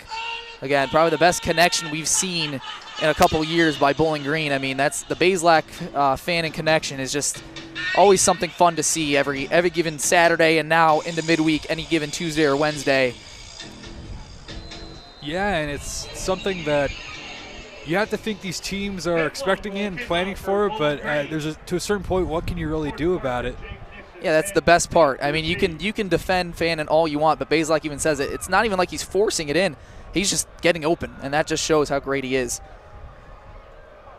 So Zach Long to kick. And it's going to be taken back, and that one's going to be muffed, and that one's going to be picked up, and it's out of bounds. Almost. Almost the exact same thing we saw from Western Michigan. That one was more muffed, and I don't think that one was easily not intentional. That one was right at the 10-yard line. And I think both players wanted the ball, and they just couldn't come up with it. But the ball went out of bounds, meaning it's Western Michigan's ball, but almost disaster, just like we saw from Bowling Green just a little bit ago. Big miscommunication there between two players who thought the ball was coming their way, I guess. Weren't looking out. Nonetheless, it's going to be Western Michigan ball. So it's going to be a play-action pass, and Wolf is going to go deep, and it's going to be picked off! That's Ja'Cory Benjamin, picks it off! Doesn't matter about the muffed punt or muffed kick. Picked off. Ja'Cory Benjamin. Looked like Western Michigan was going to try to get a big play there early. Second interception by Ja'Cory Benjamin. He came up big against Penn State. When they were knocking on the door, he picked it off in the end zone. He just comes up huge right there. I guess, as the kids say, it ball don't lie. And now Bowling Green has the ball. I mean, what is going on here, Austin? Yeah, I'm not sure if that was thrown behind, but it looked as though Benjamin just stole it right out of the hands of the receiver there. Got right in the lane. Falcons ball within the 30-yard line. A beautiful red ball by Ja'Cory Benjamin. So Bowling Green's offense is actually out there. Unbelievable. And Bazelak's going to take it himself. He's using the dual threat that he used in high school for a couple extra yards. I believe it'll be a pickup of about 4. I think he just saw the pressure there and decided to pull it and gain a few yards. Yeah, I mean, Terrion Stewart seemed like he got. Yeah, if that was going Stewart's way, it would have blown up right away. So good read there by Bazelak. So he's going to get a pickup of 2 there. Just under 4 minutes and 30 seconds to go in the second quarter. Ball on the 23-yard line. Bazelak with a back to his left and right. And it's going to be a handoff to Terrion Stewart, and Stewart breaks the tackle. Stewart across the 10-yard line, and he's going to be touchdown. Bowling Green, Terrion Stewart. The second play after the interception by Ja'Cory Benjamin leads to 7 for Bowling Green. And all the momentum now in Bowling Green's hands. Looked as though Terrion Stewart was going to go down there. It looked like he got wrapped up around his legs, but was able to stay on his feet and find the end zone. What a play. Yeah, I thought he was down at the 1-yard line, but the ref called it a touchdown, and to no surprise, they're going to review this. From our angle, I thought he was down. It was certainly close, kind of hard to see. But it is on the far end here from where we usually are. So they are going to review it, but I mean, nonetheless, he's going to be down at the 1 or a touchdown. I mean, just what a, I mean, it takes one play, Austin. I mean, it almost happened on the kickoff, and then it took a play later by Ja'Cory Benjamin to pick it off from Wolf. Yeah, and that was a play that looked like it was almost blown up in the backfield again. 2 defenders got back there very quickly, but they weren't even able to get a hand on Terrion Stewart before he was through the hole and running to the end zone. Another person almost got wrapped up around the 10-yard line, was somehow able to stay on his feet and break the tackle. Again, we mentioned a little earlier, he's 5'9". He's not the biggest guy, but he's just so tough to tackle. I mean, his NFL comparison is Le'Veon Bell. He takes so much time getting the play started, and he takes his time, and then when he finds the right hole, good luck stopping him, and that's what we saw right there. And you can't tackle him either. Yeah, and I don't even know if he took his time on that one. As soon as the ball snapped, he was through the hole and heading towards the end zone. Defenders didn't have a chance to catch him there. He has just great patience, just a great back.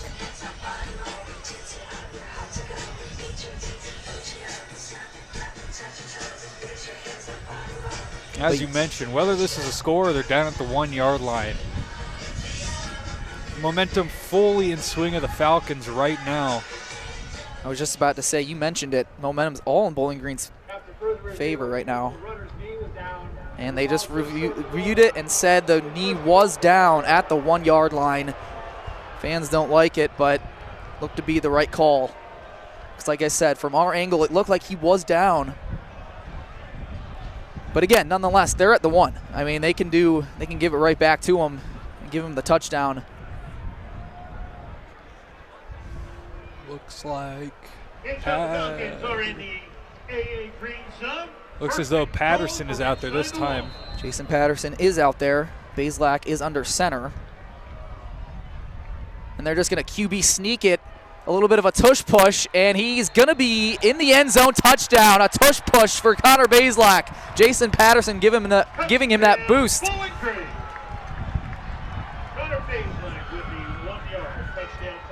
So a 1-yard touchdown by Connor Bazelak. Just a play later after they reviewed the initial Terrion Stewart touchdown. Still results in 6 points. PAT pending. The Falcons able to capitalize, not make any mistakes there. That's the big thing. When you're that close, it's a matter of just making sure you don't make mistakes and you're able to push the ball forward, not make any negative plays. They did that. 17-7 ball game. Zach Long kicks it up, and it's good. And a 17-7 ball game. Again, it only takes one play. You thought it was going to be on the kickoff, but Ja'Cory Benjamin said, nope, I'll take it in my own hands and pick it off.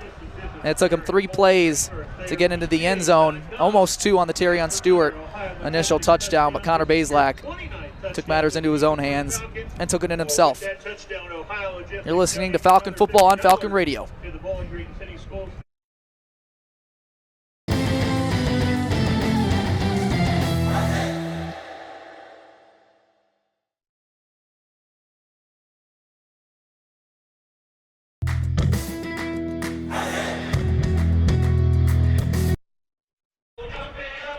17-7 Bowling Green. All the momentum, as you mentioned, Austin, all in Bowling Green's favor. You thought all the momentum was shifting into Western Michigan's favor after the muffed kick. Yeah, and just on a play like that, too, the muff kick, the defense really stepping through in 2 possessions.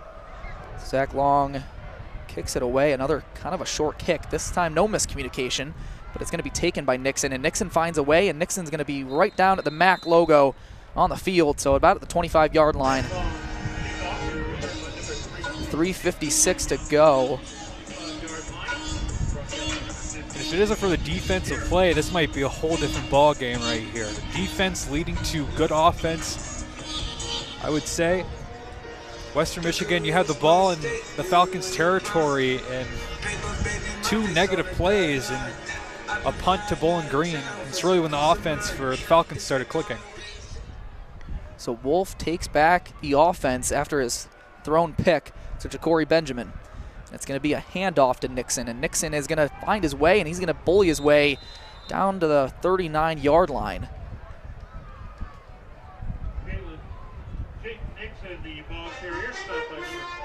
Jaden Nixon, again, that Oklahoma transfer. Second best running back in the MAC, just behind none other than Terrion Stewart of our own.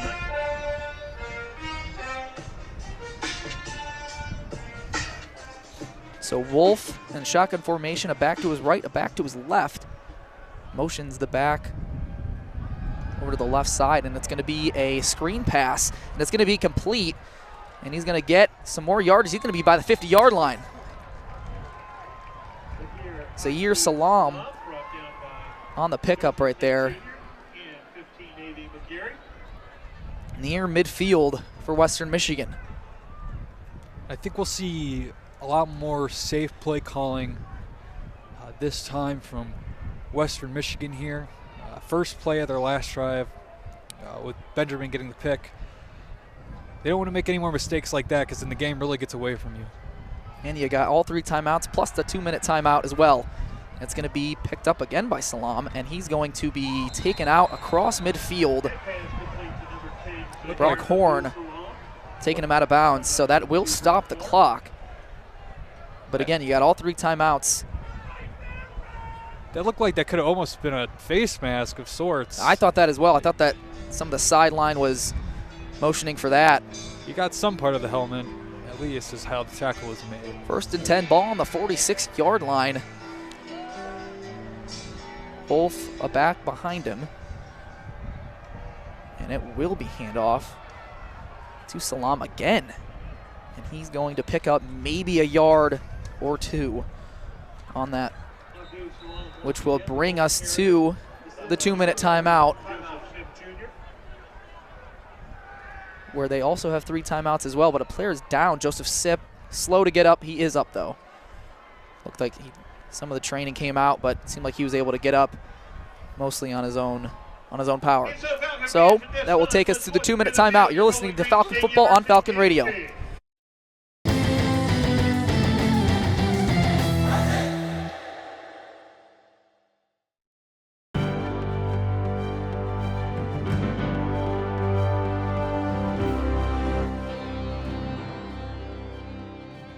BGSU women's soccer concluded their season on Sunday after a loss in the MAC quarterfinal that sent the Falcons home before the MAC semifinal for the first time since 2016. First-year head coach Chris Fox led the squad to a 7-7-4 record, losing 6 of their 7 games in the row while going 4-4-3 in conference play. The Falcons ended their season with a loss on the road to Ohio in the MAC quarterfinal in Athens, marking the first road appearance in the MAC tournament for the team since 2004. Graduate student midfielder Lexi Zerwin led the team with 11 points on the year, followed closely by sophomore forward Emma Stransky, who ended the season with a career high in 10 points. This has been 60 Seconds in Falcon Athletics.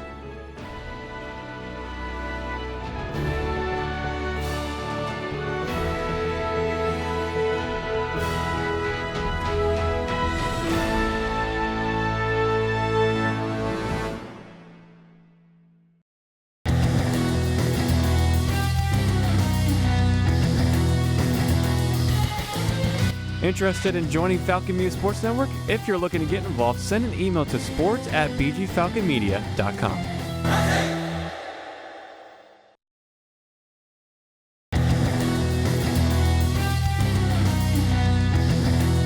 For all BGSU sports news and updates, follow Falcon Media Sports Network on Twitter X at BG_FMSN and head over to bgfalconmedia.com.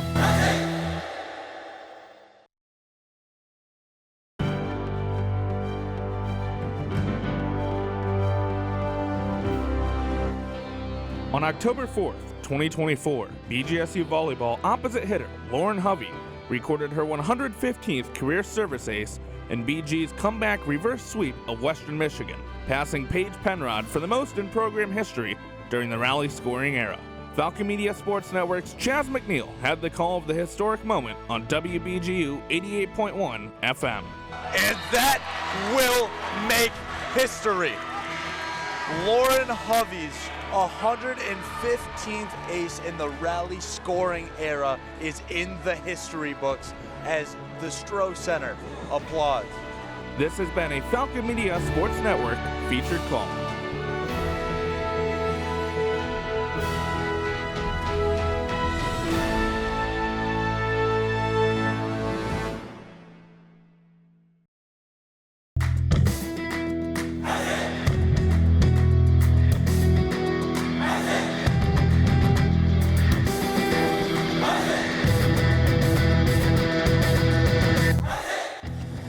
Don't have time to tune into a BGSU sports broadcast? Falcon Media Sports Network will have you covered with live updates of home BGSU athletic events. To follow along, head over to @BG_FMSN on Twitter X.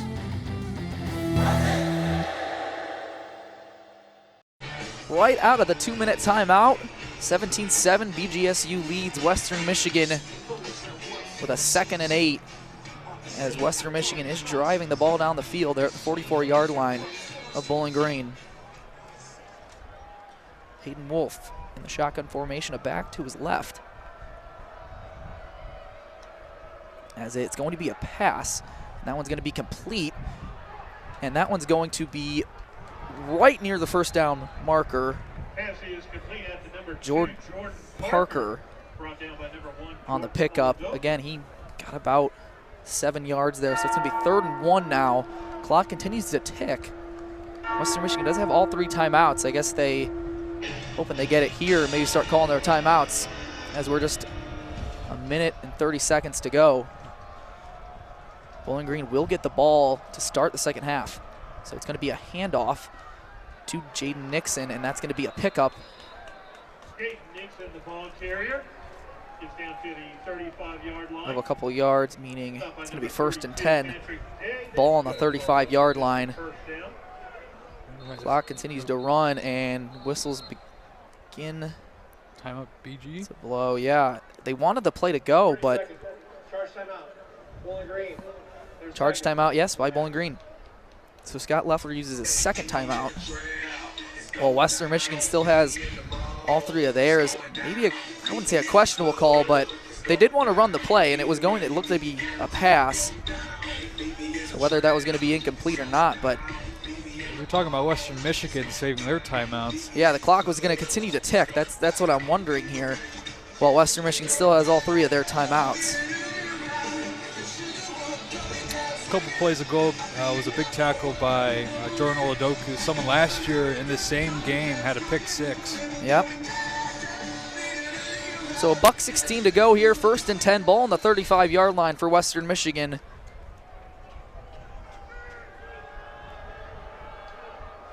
Wolf back to pass. Wolf looking for the sideline. He's going to be incomplete. Anthony Sambucci, the intended receiver, but don't think that the ball was necessarily placed where he wanted it to go. But was thrown a little too deep, and it looked like BG had another chance there. They looked up a little bit earlier to try to make a play on that ball too. So it brings up 2nd and 10, minute 12 to go. Ball still on the 35-yard line for Western Michigan. Wolf back to pass, and it's going to be a screen pass to Jordan Parker, and he's going to pick up maybe a yard.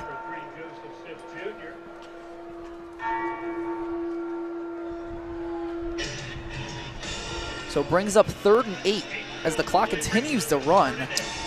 I guess if you have the option, you don't want to give the ball back with them. So Wolf back to pass, some pressure being brought, and it's going to be incomplete. I was going to say Scott, I was surprised Scott didn't go for a timeout there with it being 3rd down, but they played up-tempo anyways, and pending what Western Michigan decides to do here. So it does bring up 4th and 8 with 44 seconds to go. Ball on the 33. Looks like they're going to stay out there. You're right on the brink of field goal range. Again, that was right kind of where Western Michigan's kicker, Luka Zirek, was kicking earlier. And a timeout will be called by Western Michigan. So I guess they want to talk things over there. And that was kind of, you're in the 2-minute offense. And again, we saw them pass the ball pretty efficiently on that drive a few drives ago, kind of get them down in that position, and that's when they end up scoring a touchdown. But when you're in this 2-minute offense, you can't always rely on the run. Yeah, you can run the ball if you really want to, if you do want to get maybe 5 to 10 yards if defense is playing a little more back because they don't want to, allow those large plays, chunks of plays. So that's something that Western Michigan relies on. They rely on that run game. So when you do have to do a 2-minute offense, maybe it's not something that is always as efficient that they'd like. But they are going to attempt the field goal from 33 yards on the 33-yard line. Which will probably be about a 48, 50-yarder. And Scott Leffler is going to use his timeout, his final timeout, ice the kicker. 30 seconds. Charge timeout. Bowling Green. I thought he would have saved that to see if maybe they get the ball back, have another chance at a small drive here. What would be just over 40 seconds left if they miss the kick. The wind is in Zirek's favor for the kick to go in. This is exactly where Zach Long kicked his a little earlier in the game, which he ended up making, which put up Bowling Green 3-0.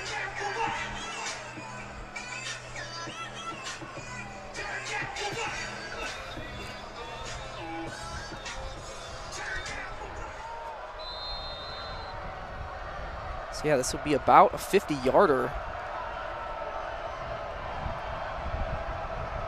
Snap is good, kick is up, and it's going to be short. No good. So Bowling Green turnover on downs, but a player is down near the line of scrimmage, but he's able to get up on his own power. I believe that was Jordan Oladokin. Seemed to be okay, though. Maybe just got the wind knocked out of him, but 39 seconds to go. I mean, you do, again, that's where you don't use maybe that timeout there, but I guess maybe it did ice him. I don't really know, but now you got to start looking to the sideline, see if you can get something. Oh, yeah, it's certainly still plenty of time to make a play, especially when you have somebody like Fanning Jr. who was making a couple of huge catches earlier, 20-plus yard catches. So I mean, we saw Zach Long make one from 50, so we know exactly kind of where his standpoint is, but it's going to be a handoff to Patterson, and Patterson has a lane. Patterson across the 50. Again, maybe that's something they need. So the chains will move, stopping the clock, but the second that ref puts the ball down and taps it, clock's going to continue to run. Seem to catch 30 seconds to go now. Now they may have something to go with here. Bazelak over the middle, batted down by the defensive line by Western Michigan. 26 seconds to go. But again, now you kind of have something to work with. You're at the 48-yard line of Western Michigan's. Yeah, and the wind's not in your favor, but you can take some shots here if you want to with 26 seconds left. 15, 20 yards might be able to do it, but again, I guess that is, wind is not going to be in your favor. But Zach Long did make that one earlier with ease. 2nd and 10 now. Bazelak's back to pass. Looking, and it's going to be caught by Fannin, but inbounds. 15 seconds to go. Going to see if they can spike it, and they do. So 11 seconds to go. Maybe you try a Hail Mary? Yeah, I'm not sure if it would have been better there just to throw it away. Throw it away, yeah. Because you wasted about 8 or 10 seconds there just trying to get back up to the line after the catch. So 11 seconds to go. 4th and 8. The decision to punt the ball. believe. Yeah, just don't give Western Michigan another opportunity. You gotta. Yeah, they're going to punt the ball. However, you never know. I mean, we've seen Henderson fake it. Played quarterback at high school too, so we can. I mean, he throws the ball too, along with running the ball. But 30-second timeout by Lance Taylor for Western Michigan. I mean, I guess what you don't really have much time to do a fake with 11 seconds, but we've seen it before from Scott Loeffler that he does like the fake with Henderson. I mean, like I said, Henderson played a quarterback in high school, so he has the arm. But again, I don't think, maybe if you did end up throwing that out of bounds there and then spike, I don't know. I guess I don't really know the mindset. I would think they would probably just try to get into the half with the lead that they have. Don't give them an opportunity to, because at this range, if Western Michigan gets the ball back, they have a shot at least trying to get to the end zone. So Henderson will punt it away. It's going to be right down to the 10, and that's going to be taken out. 2 seconds to go. Jordan Parker on the receiving end of the punt. And at this point, it would take a huge play. Take a huge play, 2 seconds to go. Western Michigan at the 22-yard line. Either they run it or take a knee. Can't imagine them doing anything else other than that. And it looks like a knee is what they're going to do. So that will take us into halftime. Bowling Green will get the second half receiving kick. So a 17-7 ball game as Bowling Green heads into the halftime. You're listening to Falcon Football on Falcon Radio.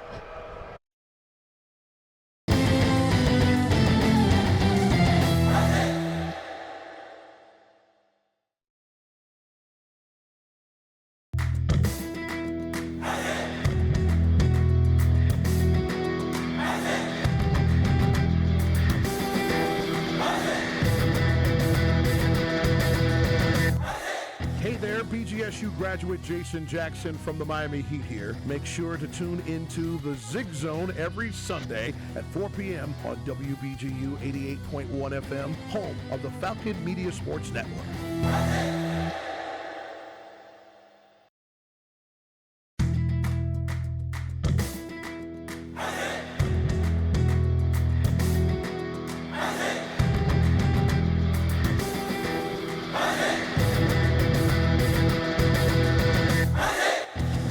Hey, BGSU graduate Jason Jackson from the Miami Heat here. When I was a Falcon, there was BGRSO. Now it's Falcon Media Sports Network. Keep up with all BGSU sports news and action by following BG_FMSN on Twitter/X and check out BGFalconMedia.com. Hi, Ziggy.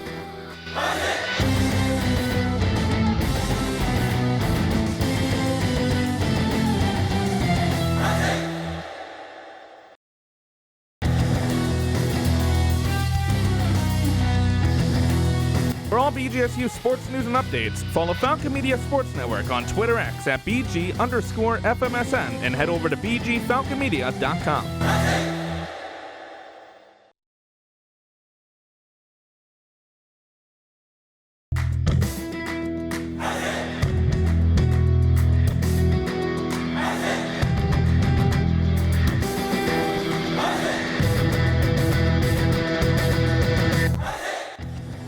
Don't have time to tune into a BGSU sports broadcast? Falcon Media Sports Network will have you covered with live updates of home BGSU athletic events. To follow along, head over to @BG_FMSN on Twitter X.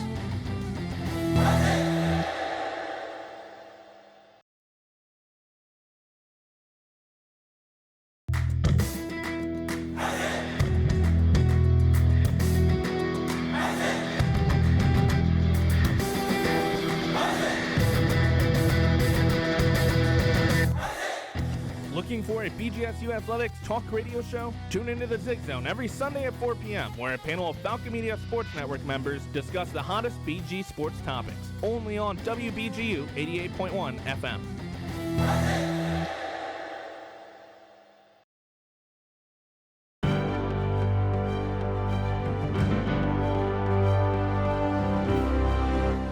In Bowling Green football's 41-17 season opening victory over Fordham on August 29th, junior Justin Pace set a program record with a 100-yard kickoff return touchdown on the first play of the game. Falcon Media Sports Network's Reese Patricus had the call on Falcon Radio. Go back up and field it on the goal line. Trying to take to the right, got some blocks, got a hole. Peg was down the far sideline, and he's got space in front of him. 10, 5, touchdown BG brings back the opening kickoff. What a way to start the season. This has been a Falcon Media Sports Network featured call.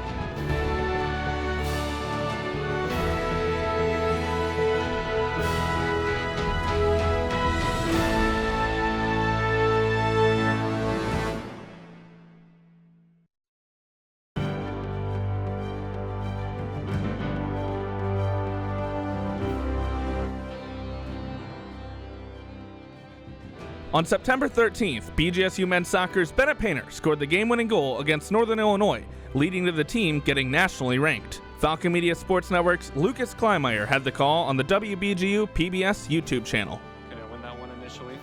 Head up again. Wins the second one, however. Back to lane, back to Painter. That one's blocked, gets it back. Painter!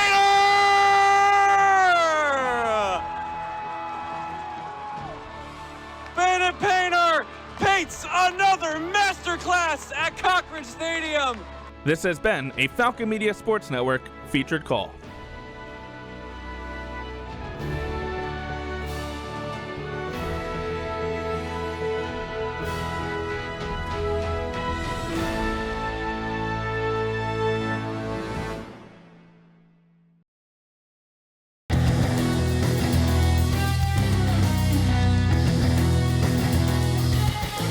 Miss a BGSU sports broadcast? Head over to the BG Falcon Media YouTube channel to listen to past calls by Falcon Media Sports Network.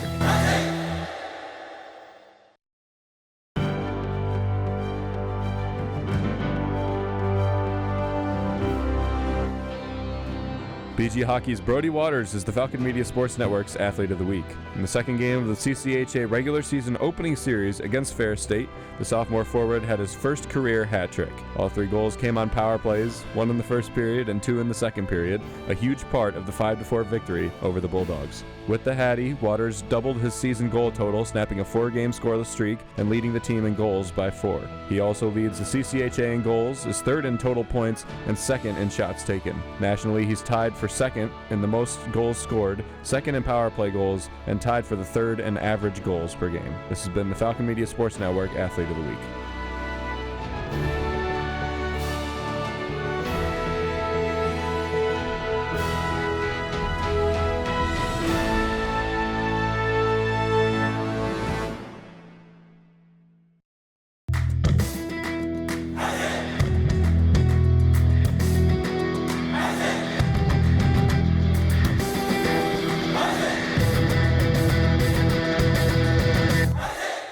BGSU men's basketball hosts the Taylor University Trojans in an NAIA versus Division I matchup on Monday, November 11th. Catch Falcon Media Sports Network's Tyler Kavelitz and Artie Abrego for pregame at 6:45 and tip-off at 7 p.m. on Falcon Radio.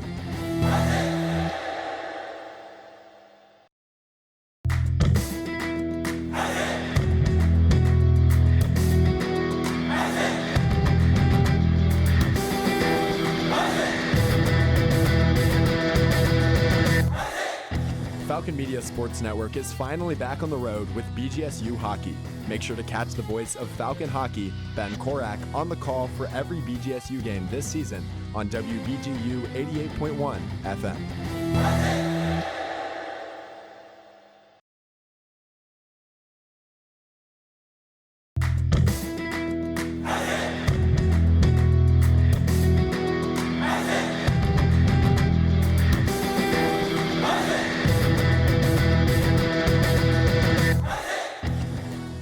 BGSU football hosts Western Michigan for some midweek action on Tuesday, November 12th.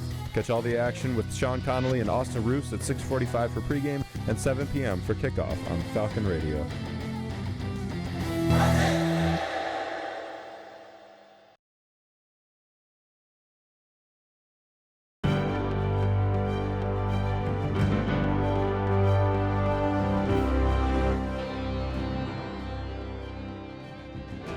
BGSU volleyball's Amanda Otten surpassed the 1,000 career assist marker against Toledo on Tuesday, November 5th.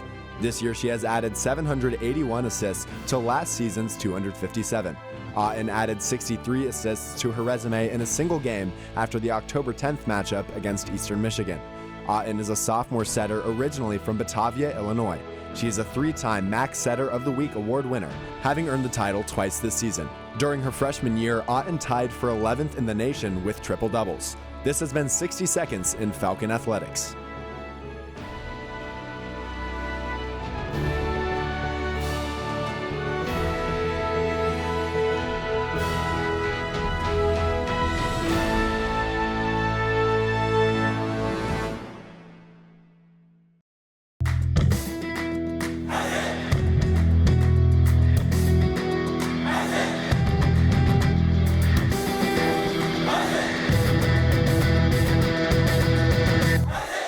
Women's basketball heads east to face off against Cleveland State on Tuesday, November 12th. Falcon Media Sports Network's Lucas Kleinmeyer and Caden Knapp will have the call starting at 6:45 for pregame and 7 p.m. on WBGU 88.1 FM.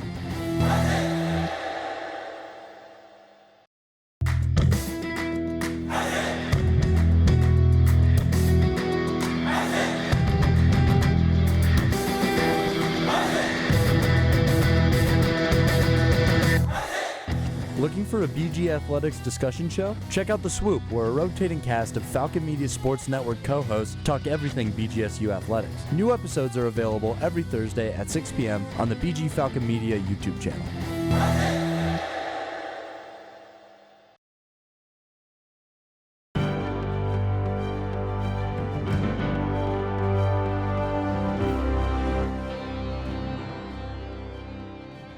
BGSU women's soccer concluded their season on Sunday after a loss in the MAC quarterfinal that sent the Falcons home before the MAC semifinal for the first time since 2016. First-year head coach Chris Fox led the squad to a 7-7-4 record, losing 6 of their 7 games in a row while going 4-4-3 in conference play. The Falcons ended their season with a loss on the road to Ohio in the MAC quarterfinal in Athens, marking the first road appearance in the MAC tournament for the team since 2004. Graduate student midfielder Lexi Zerwin led the team with 11 points on the year, followed closely by sophomore forward Emma Stransky, who ended the season with a career high in 10 points. This has been 60 Seconds in Falcon Athletics.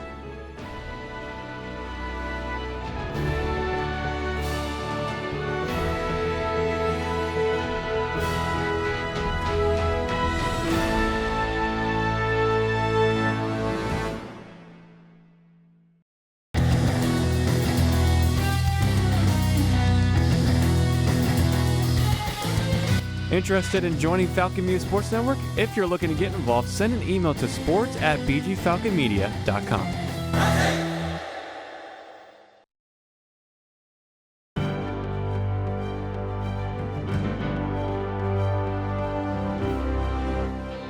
On October 4th, 2024, BGSU volleyball opposite hitter Lauren Hovey recorded her 115th career service ace in BG's comeback reverse sweep of Western Michigan, passing Paige Penrod for the most in program history during the rally scoring era. Falcon Media Sports Network's Chaz McNeil had the call of the historic moment on WBGU 88.1 FM. And that will make history. Lauren Hovey's 115th ace in the rally scoring era is in the history books as the Stroh Center applauds. This has been a Falcon Media Sports Network featured call.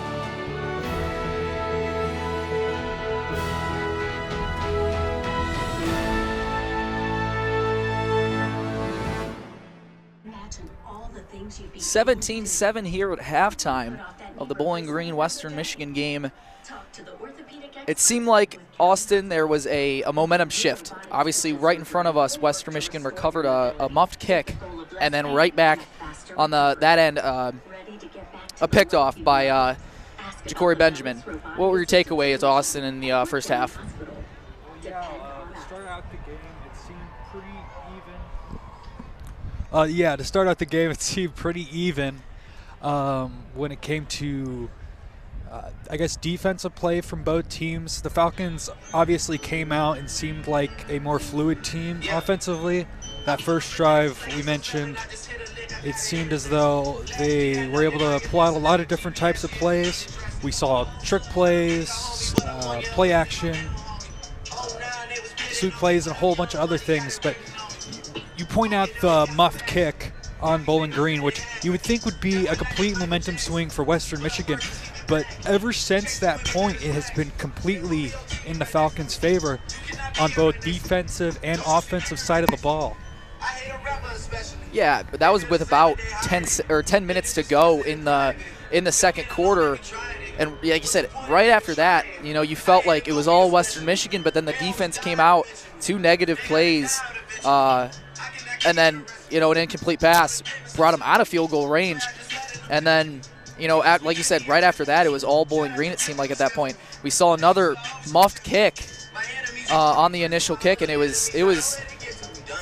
went out of bounds, which didn't go Bowling Green's way, and you're thinking, oh, man, that could have been the big break. One play later, snap of the fingers, it was Ja'Cory Benjamin with the pickoff right at about the 40-yard line. Then 3 plays later, they found the end zone. So, like you said, right ever since that moment, it's been all Bowling Green. Now Bowling Green gets the half. They get the halftime kick here. And now it becomes that question, what team's going to come out of the halftime locker room? Because it seems like the story of Loeffler's era has always been a tale of 2 halves. You see one half, first half was great. I think back at that Toledo game last year. Second half, they didn't get anything rolling at all. I think they scored 3 points total in that second half. Ended up losing the game. And in this game, like I said earlier in the broadcast, this I think is the biggest game of the Loeffler era. How well can he get his team to play at the halftime? After all the momentum went your way, now it's go time. Now you got to get yourselves into position. If you go right down the field, score a touchdown, make it 24-7. Now it's all the momentum's in your favor. And in my opinion, would be huge to get 7 on this first drive. But again, you look at some of the stats. Bazelak's 11 for 15 for 105 yards and a touchdown himself. He ran one in from 1 yard. And then you look at the run game for Bowling Green. It hasn't, you see a few, Terrion Stewart just shy of 50 yards, 5 carries for 48 yards. Jason Patterson, 4 carries for 29 yards. And then in the receiving end, no surprises here. Harold Fannin, 6 receptions for 66 yards and a touchdown. And then the rest, kind of a little dip. Malcolm Johnson, 3 receptions for 22 yards. So it just seems like, they obviously got the ball in a prime position there after the pick by Benjamin.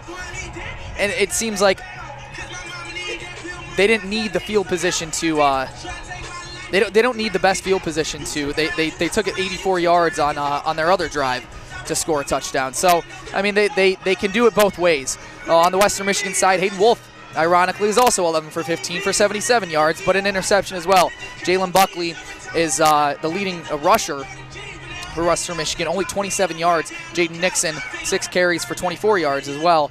So, they've done a great job, Bowling Green's defense, in my opinion, of stopping the run. Yeah, and that was a big thing that we mentioned coming into this. What Scott Loeffler mentioned in the press conference is stopping this Western Michigan run play, and they have effectively done that. And when Western Michigan scored, primarily a lot of it was through the air to start out the drive, which is something we didn't expect when we prepped for this game, when we were looking at what Western Michigan is typically known for and how they operate their offense. So by taking out that run game, the Falcons have been able to kind of control pretty much all the second quarter up to this point. And you mentioned going into this half, Falcons are going to receive the ball. If they're able to get 6-7 points on the board here, it's going to be really hard for Western Michigan to get back into this one, I think. I agree. So yeah, it's huge that Bowling Green does get the ball to start the second half. And obviously, when they elected to defer, Western Michigan got the ball, and then it was just a 3-and-out. So I think it's been a complete game in a way, but other than that touchdown, it really has been all Bowling Green. So that'll wrap up the halftime show here with about 3 minutes to go until we start kicking it off again. You're listening to Falcon Football on Falcon Radio.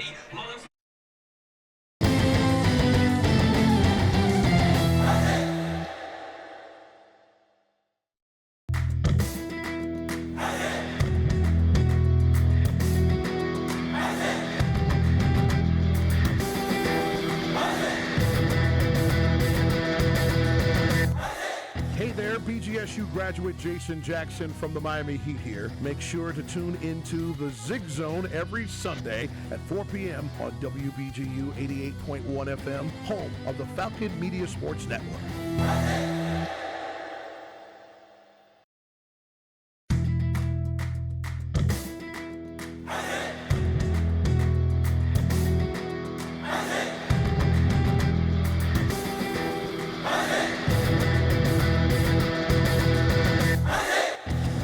Hey, BGSU graduate Jason Jackson from the Miami Heat here. When I was a Falcon, there was BGRSO. Now it's Falcon Media Sports Network. Keep up with all BGSU sports news and action by following BG_FMSN on Twitter/X and check out BGFalconMedia.com. Hi, Ziggy.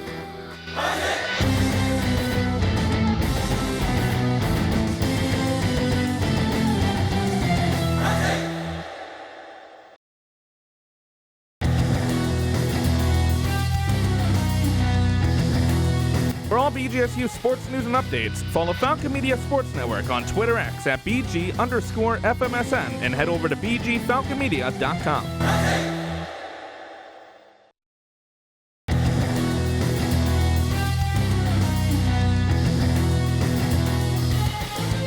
Interested in joining Falcon Media Sports Network? If you're looking to get involved, send an email to sports@bgfalconmedia.com.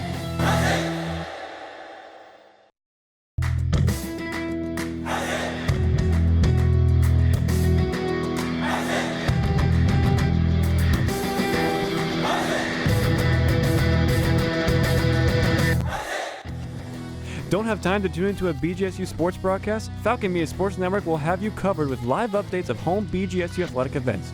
To follow along, head over to @BG_FMSN on Twitter X.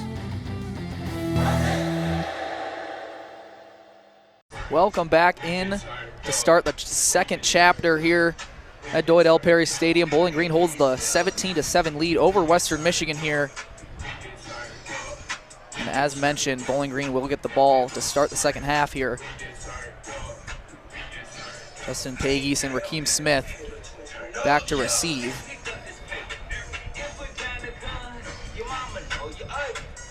It's going to be a very important possession for the Falcons, like we mentioned at the break.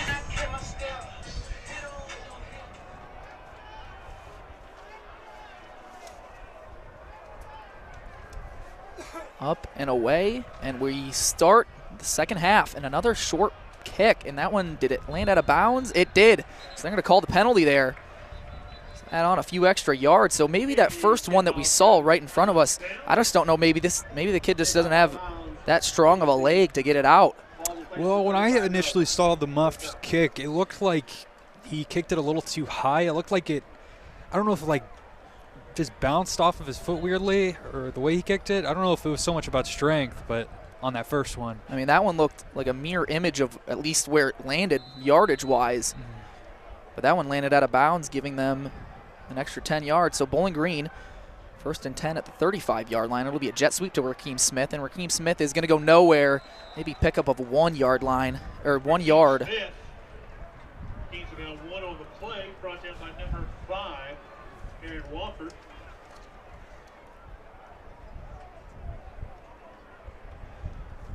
So it brings up a 2nd and 8. Ball at the 37-yard line. Bezlak has a back behind him. And it will be a handoff to Terrion Stewart. Stewart is going to be taken nowhere again. So back-to-back runs there for Scott Leffler. Maybe a pickup of 2. Yep, they give him 2. 3rd and 6 now. And if Western Michigan could get a stop here, that'd be huge for them in terms of just trying to get something going again after not having really any success since the early second quarter. So Bezlak almost caught the Western Michigan defensive line off sides there. It's going to be back to pass. Bezlak is looking. He's just going to take it himself. He's got the yardage, and he's got the first down using his legs. First down, Bowling Green moved the chains. And to dive there, that was one really good play by Bazelak. If he would have taken a slide like you would expect most quarterbacks to do in that situation, probably wouldn't have been a first down. So to dive there and get the yardage. It's where he begins his slide. So, yeah, he dove there, grabbed some extra yardage. So now they have the ball at the 47-yard line, 1st and 10. Again, Bazelak was a dual threat in high school. May not believe it, as he usually just stays in the pocket, takes it usually when he needs it, but right there, used his legs. Patterson on the carry, and Patterson is going to be taken, and he's going to get a few extra yards by the offensive line near the first down marker. Gain of about 9 on the play. Gain of 9. So it's going to bring up 2nd and 1. Now into Western Michigan territory. He's carrying some defenders with him there as he gets close to the down marker. Ball at the 44-yard line. 2nd and 2, and a flag on the play. Movement appears to be on Western Michigan. Obviously, both sides pointing at each other, as that usually is how it goes. Yeah, from our view, it looked like the defense got the offense to jump, but it's hard to tell sometimes. Sometimes it's always just a flinch. You Right. never know exactly until you look at the replay. Refs still discussing the penalty, and it looks like Bowling Green's moving back.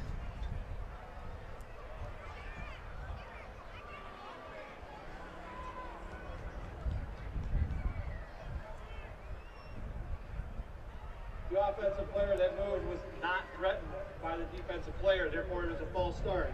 So it's a false start. 5-yard penalty. 5-yard penalty does make it 2nd and 6.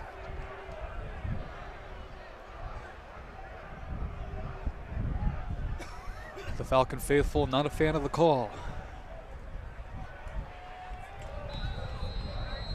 So the wishbone formation for Bazelak on the 2nd and 6, 12 minutes, 30 seconds to go. And it's going to be a play-action pass, and it's going to be caught by Fannin. Fannin now has some room. He's across the 30. He's going to be taken down at the 29-yard line. When in doubt, give it to Harold Fannin. And each of these passes that have been to Fanning in this game have been down the middle of the field. That time looked like a slant route, crossing the middle of the field. Bazelak finds him again. So that makes it 1st and 10, now ball at the 30-yard line for the Falcon offense. And it's going to be a play-action pass. It's going to be caught again by Harold Fannin. Down to the 17-yard line. Back-to-back. Pass is complete to Harold Fannin. That was about as contested as it can get, and he still came down with it. The strong hands of Fanning Jr. to bring that in and give the Falcons another first down. What a catch by Fannin. 1st and 10, ball on the 17. 11 minutes, 20 seconds to go here in the third quarter. Bazelak hands it off to Terrion Stewart, and Stewart makes some moves. Stewart now finds the end zone. Touchdown, Bowling Green. He found the end zone after the one was taken away from him in the second quarter. Now he gets his touchdown. And this drive, it's been the star, the playmakers that we usually see coming out and showing out again in this game. Terrion Stewart and Harold Fanning Jr. on this drive being the two main components to this now 23-7 lead. 6th touchdown of the year for Terrion Stewart. Like I said, finally got the touchdown I'm sure he wanted after the one was called back, after he was called down at the 1-yard line. But nonetheless, he finally finds the end zone. Kick is up, and it's good, making it 24-7. Bowling Green, we mentioned it. They needed 7 there, and they got 7. You're listening to Falcon Football on Falcon Radio.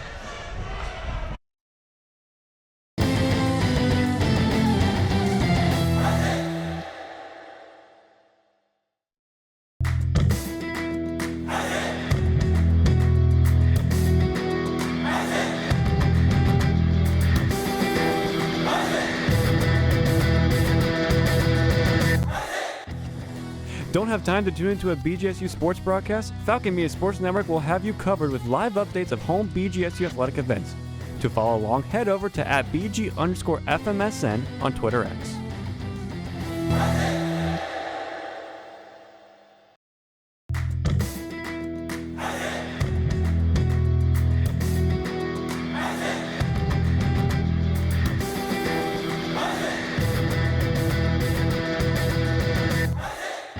Looking for a BGSU Athletics talk radio show? Tune into the Zig Zone every Sunday at 4 p.m., where a panel of Falcon Media Sports Network members discuss the hottest BG sports topics. Only on WBGU 88.1 FM.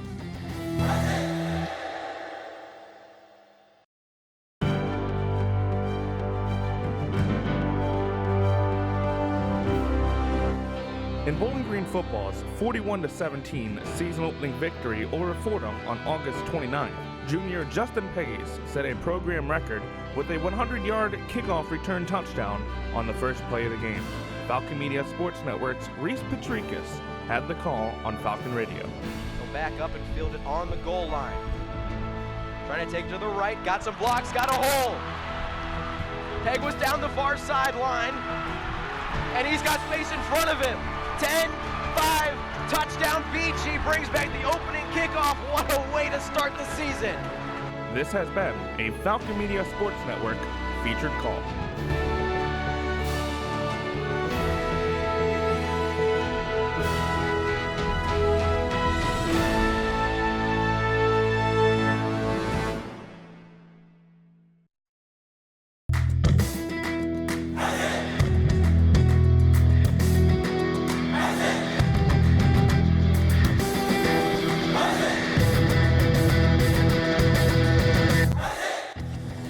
Don't have time to tune into a BGSU sports broadcast? Falcon Media Sports Network will have you covered with live updates of home BGSU athletic events.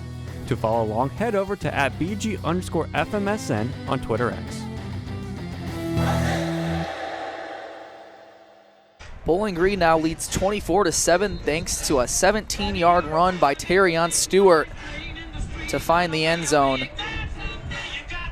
And again, as we mentioned it, they needed that 7 right there, and they got it. Yeah, now if you're Western Michigan, you really got to get something going on this drive to give yourself a chance here in this second half. BG just with another really good offensive drive. Like you mentioned earlier, they can do it with a short field and they can do it with a long field.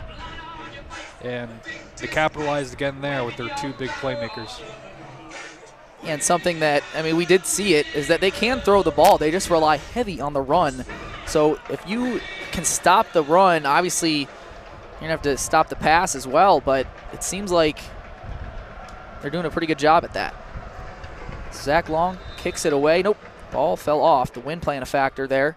Of course, when you're in Bowling Green, it's hard not to mention the wind. Very flat around this area. So no surprises there that the ball was taken off by some wind.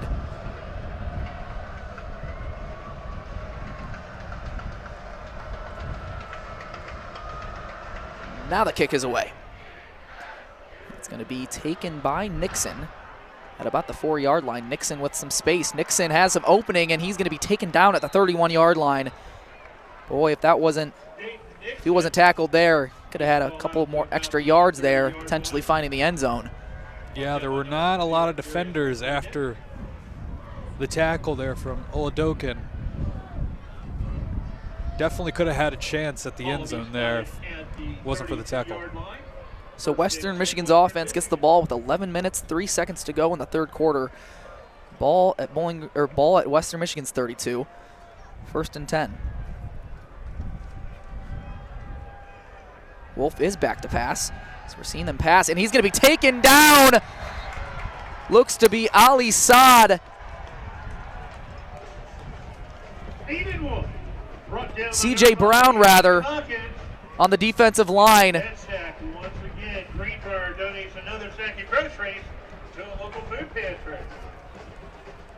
Yeah, looked like they were going to go for a deep shot there or something downfield on the passing game. So a loss of 6 there by Wolf. So it's going to be another pass. Some pressure being brought. He does find his man, and it's going to be complete. He's going to get the first down. Kenneth Womack. Again, we saw him pick up that big one on a drive earlier in the first half. We see another big one there, and he moves the chains. So a pickup of about 18 yards there. Kenneth Womack on that. He was named first team All-MAC last year and led the MAC with 76 receptions. And it's going to be a handoff to Nixon, and Nixon's going to get about a pickup of 4 yards near midfield as we just under 10 minutes now in the third quarter. A lot of teams open up the passing game by using their running game. Here it seems like maybe like their first scoring drive are trying to do the opposite. Now that they're getting a couple passes downfield, they're going to try to open it up with some runs here.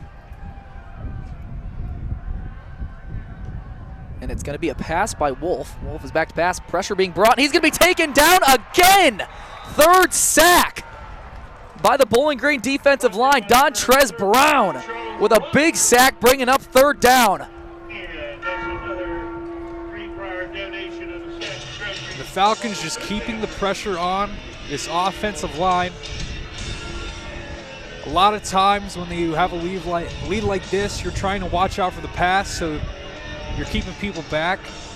But BG continue to keep on the pressure, and it's working out for them on this drive. 2 sacks. Again, if you can take away the run game, you're going to force them to pass, and if you can do that, it's a recipe for success. So 3rd and 11, 8 minutes, 35 seconds to go. Ball on Western Michigan's 44.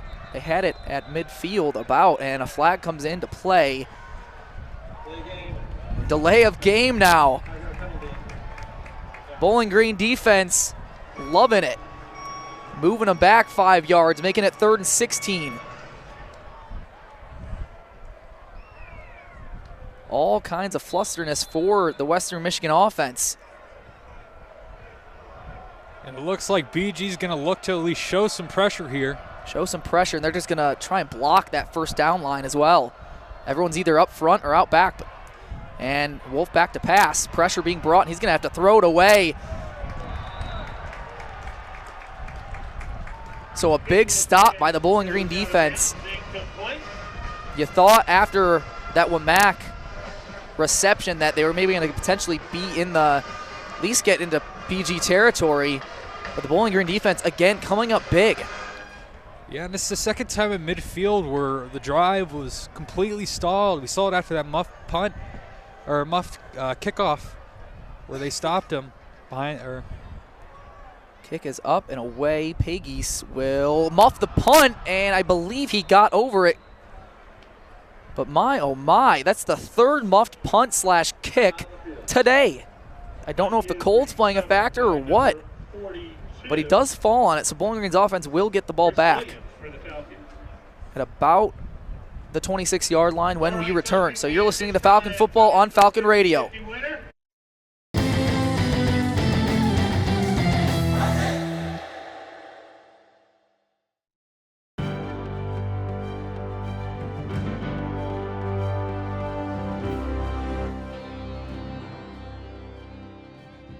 On September 13th, BGSU men's soccer's Bennett Painter scored the game-winning goal against Northern Illinois, leading to the team getting nationally ranked. Falcon Media Sports Network's Lucas Kleinmeyer had the call on the WBGU PBS YouTube channel. Gonna win that one initially. Head up again.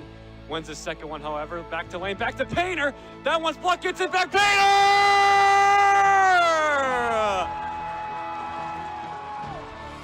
Bennett Painter paints another masterclass at Cochran Stadium. This has been a Falcon Media Sports Network featured call.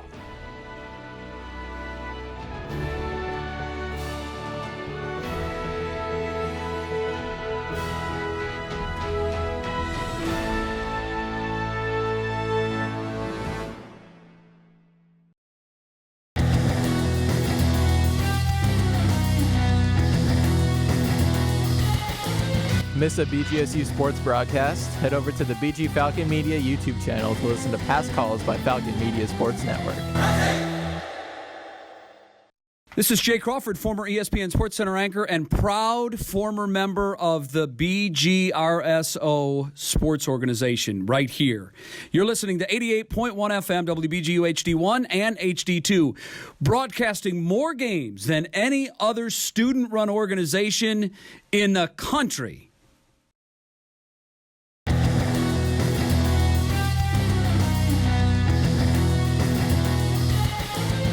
Interested in joining Falcon Media Sports Network? If you're looking to get involved, send an email to sports@bgfalconmedia.com.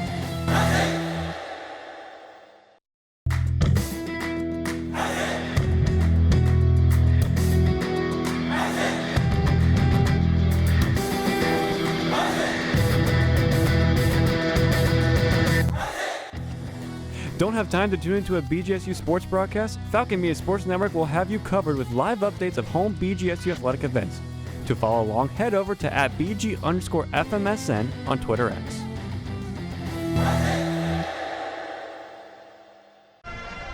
.8:03 to go here in the third quarter. Bowling Green up 24-7 with the ball. And the offense out onto the field. But we did see another muffed punt again by Justin Pagis. We actually saw him do that against Akron earlier in the year, which actually led to 7 points for Akron, which actually made it a closer game than it might have actually been. Yeah, and it's not raining or anything, but you have to think at some point the conditions have to come into play when it's happening this many times. I mean, this clearly is the coldest game that they've had to endure. So maybe that plays a factor, but he did fall on it. So Bowling Green's offense will be out on the field at the 26-yard line. Bazelak hands it off to Terrion Stewart onto the outside. Terrion Stewart gets about 5 yards there. Terrion Stewart, the ball carrier for the Falcons. Which brings up 2nd and 5 on the 31-yard line. For the Falcons, they're going to be looking to not make any bad mistakes here, throwing any interceptions for any pick sixes and whatnot. I imagine they play a very safe football now with this big of a lead. So wishbone formation for Bazelak. And it's going to be another handoff to Terrion Stewart. And Terrion Stewart's now across the 40. He's across the 50. One man to beat. And he is going to be taken out at the 11-yard line. What a run by Terrion Stewart. Terrion Stewart, the ball carrier. He had one man to beat. Unfortunately, couldn't do it. But still a huge pickup for Bowling Green. Falcons once again enter into the AA green zone. They tried shifting people over to the right side of the field. I'm not sure if that was to try to trick the offense into thinking they were going to go to the right side. They handed off to Terrion Stewart to the left and gets a huge gain. Place the ball at the 10, first and goal rather. For the offense of Bowling Green. Bazelak is going to be a play action pass, and it's going to be caught. Touchdown, Bowling Green. Fanning Jr. Harold Fanning Jr. with his second of the game. Boy, we've heard that before. Terrion Stewart, again, you mentioned it earlier in the broadcast. Both those guys really contributing. Terrion Stewart's big run, and then the next play, Harold Fanning Jr. touchdown.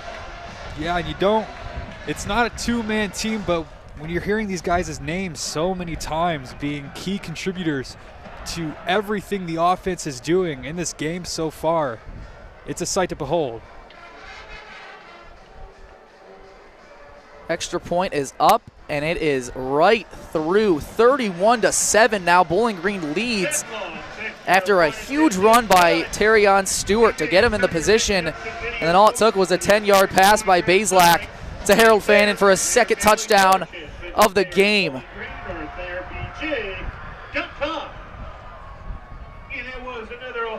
What a drive for Bowling Green. What a half already to start for Bowling Green. I mean, again, as you mentioned, now, all the momentum's now on Bowling Green. You mentioned they play safe, and yeah, when he plays safe and give the ball to Terrion Stewart, all he has to do is take it into his own hands. Yeah, exactly. It was playing safe until they got to the 10-yard line off of a 60-yard run from Terrion Stewart there. What a phenomenal play. but I'm sure Scott Leffler doesn't want to take the foot off the pedal. I mean, you saw it in Sunday Night Football. Texans had that huge lead going into the second half, and they didn't score in the second half. And already, I mean, you had all the momentum on your side. You score there. What do you think you're going to do on the drive? Well, maybe run the ball, pass the ball on third downs, see what you can do. But no, I mean, when you have a back like Terrion Stewart,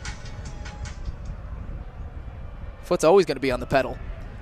And it's going to be kicked away, and it's going to be taken out of the end zone by Nixon. And Nixon is going to get free, and he's going to get down to the 43-yard line. Nice return there by Jaden Nixon. And it's going to be hard for Western Michigan to find some sort of play style that's going to work at this point. I mean, the Falcons are going to be expecting pass, and as we mentioned, the strong suit being run, you're not going to be able to do much running plays. It's going to be a really big uphill battle for Western Michigan now. Yeah, you got a 24-point deficit right now with 6 minutes, 30 seconds to go. But I guess when you have a return like that to the 37-yard line by Jaden Nixon, helps a little bit. Wolf is going to play action pass now. He's elude some pressure, and he's going to have to throw it away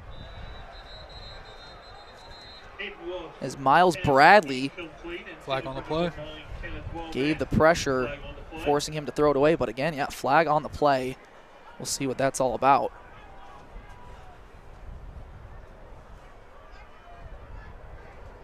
And it looks to be on Bowling Green.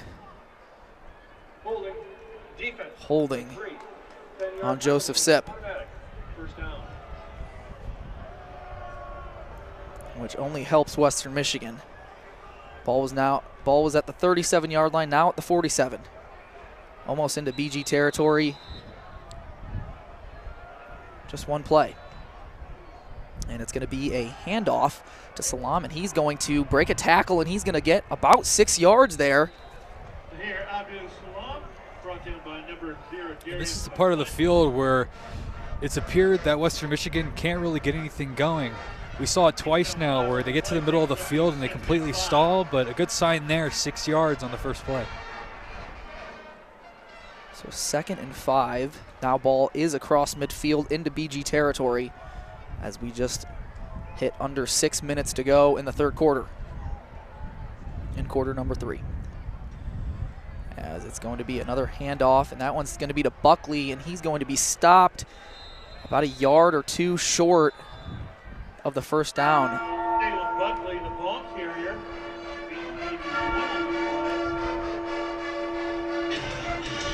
So it's going to bring up a third down. It looks to be about 4 yards. I know it's early, midway through the third at this point, but I'd say it's already probably fourth down territory, especially from this point of the field. You can't really kick a field goal. And is it really worth punting at that point? I imagine they'd go for this here. Plus, when you have a rushing attack like they do, you could always run the ball on third down knowing that you are going to go for it on fourth. So it's going to be actually a pass here. Wolf eludes some pressure right, and he's going to take it himself, and he's going to be taken down. He might have had the knee down, maybe forward progress, I'm not sure. A shoestring tackle, though. I don't know if the knee was down. What are they going to mark? Might be. It looks like it's just short. It's hard to tell from over here. That's on the far side from where we are.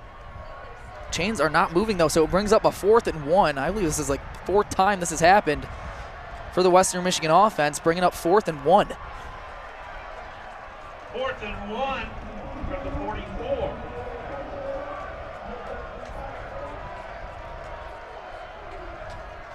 So Wolf in the shotgun formation, we expect a run, and they do give it a run, and it's going to be Buckley, and he's going to be taken down. He gets the yardage. Gets about 9 yards on that. Corey Benjamin on the tackle. Obviously, he had that pick, which really changed the game for Bowling Green, setting themselves up in prime position to score. Yeah, you mentioned it. They have a really good running game, so you thought maybe third down that they might run it to try to get in position. Well, when it's 4th and 1 like that, you're going to put your best bets on what you know you're good at. So it's going to be a play action pass for Wolf, and pressure being brought. He's going to have to just throw it away, but he does get it complete to Nixon, and Nixon's going to get near the first down yard line. Wolf's pass is complete out to number 3, Jake Nixon. And he will get the first down. Chains are moving. Really sound tackling from the Bowling Green defense. You're not seeing a lot of yards after contact for Western Michigan tonight. So it almost looked like another sack for the Bowling Green defense. He was able to get it out in time. Let's get another first down. Wolf is going to do a fake screen pass, and he's going to just throw it away. Couldn't find a man open. He did 2 fake pumps. Looked as though both of his options there were taken away from him. So at that point, your only option, I guess, is to throw it away. Brings up 2nd and 10 on the 25-yard line, officially in the red zone, with 3 minutes and 15 seconds to go here in quarter number 3. Wolf is going to hand it off to Salam, and he is going to pick up about 8 yards, bringing up a 3rd down. And again, I wouldn't be surprised if we see another run, knowing you're going for it. I mean, a field goal really wouldn't do you much, as it would still be a 3-possession game. Yeah, to this point, for momentum's sake, if anything, you really need to get in the end zone. So a 3rd and 3 for Western Michigan. And it's going to be a handoff to Buckley, and Buckley is going to pick up the first down. Jalen Buckley, the ball carrier, tripped up by number 3, Joseph Sip Jr. Joseph Sip on the tackle, leads the team in tackles. And boy, did he have a legacy game against Toledo a few weeks ago. Seemed like you were calling his name every single play when the defense was out there.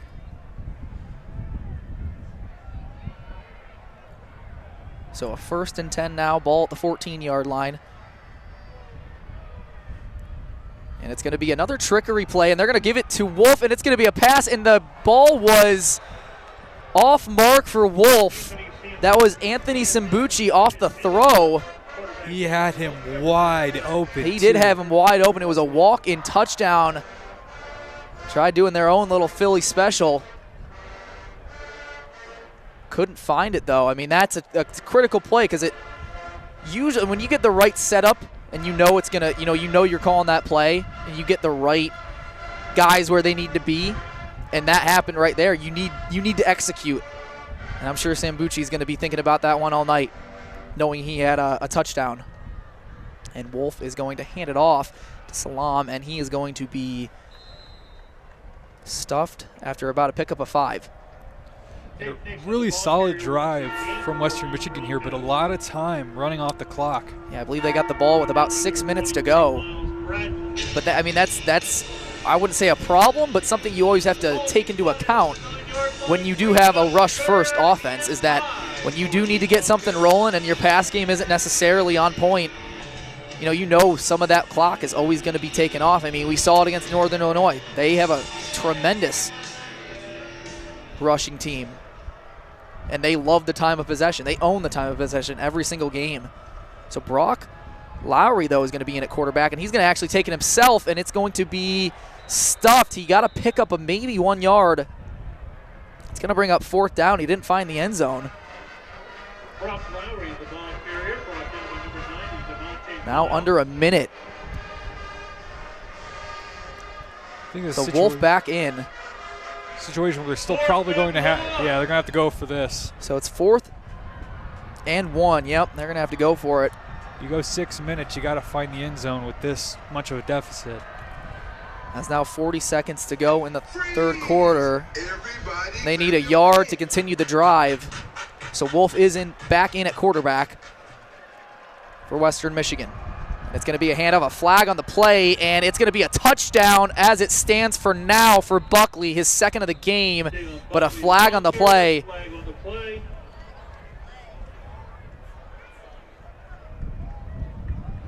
Not much celebration for Western Michigan, so I can only imagine that it's on them. Outside, Offsides on the defense, so it will count for a touchdown.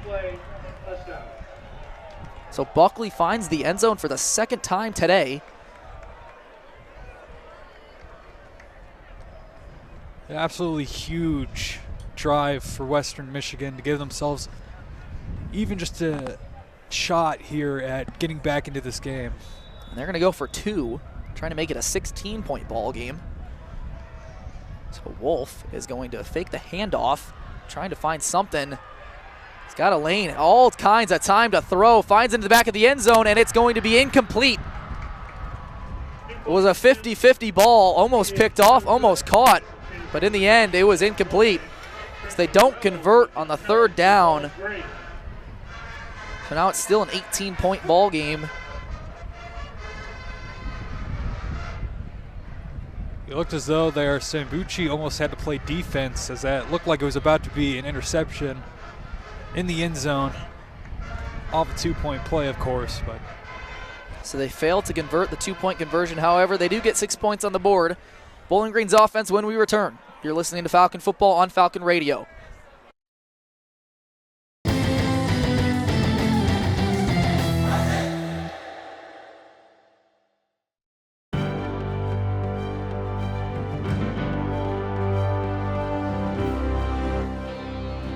BG Hockey's Brody Waters is the Falcon Media Sports Network's Athlete of the Week. In the second game of the CCHA regular season opening series against Fair State, the sophomore forward had his first career hat trick. All 3 goals came on power plays, 1 in the first period and 2 in the second period, a huge part of the 5-4 victory over the Bulldogs. With the Hattie, Waters doubled his season goal total, snapping a 4-game scoreless streak and leading the team in goals by 4. He also leads the CCHA in goals, is 3rd in total points, and 2nd in shots taken. Nationally, he's tied for 2nd in the most goals scored, 2nd in power play goals, and tied for the 3rd in average goals per game. This has been the Falcon Media Sports Network Athlete of the Week.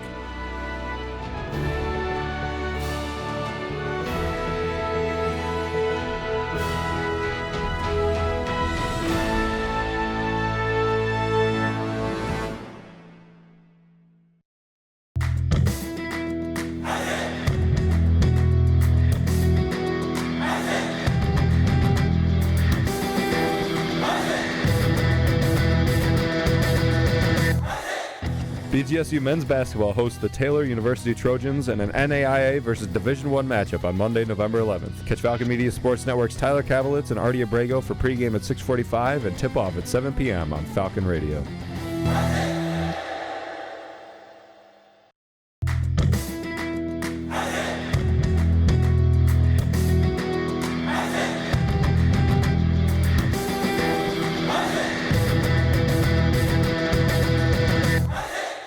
Falcon Media Sports Network is finally back on the road with BGSU hockey.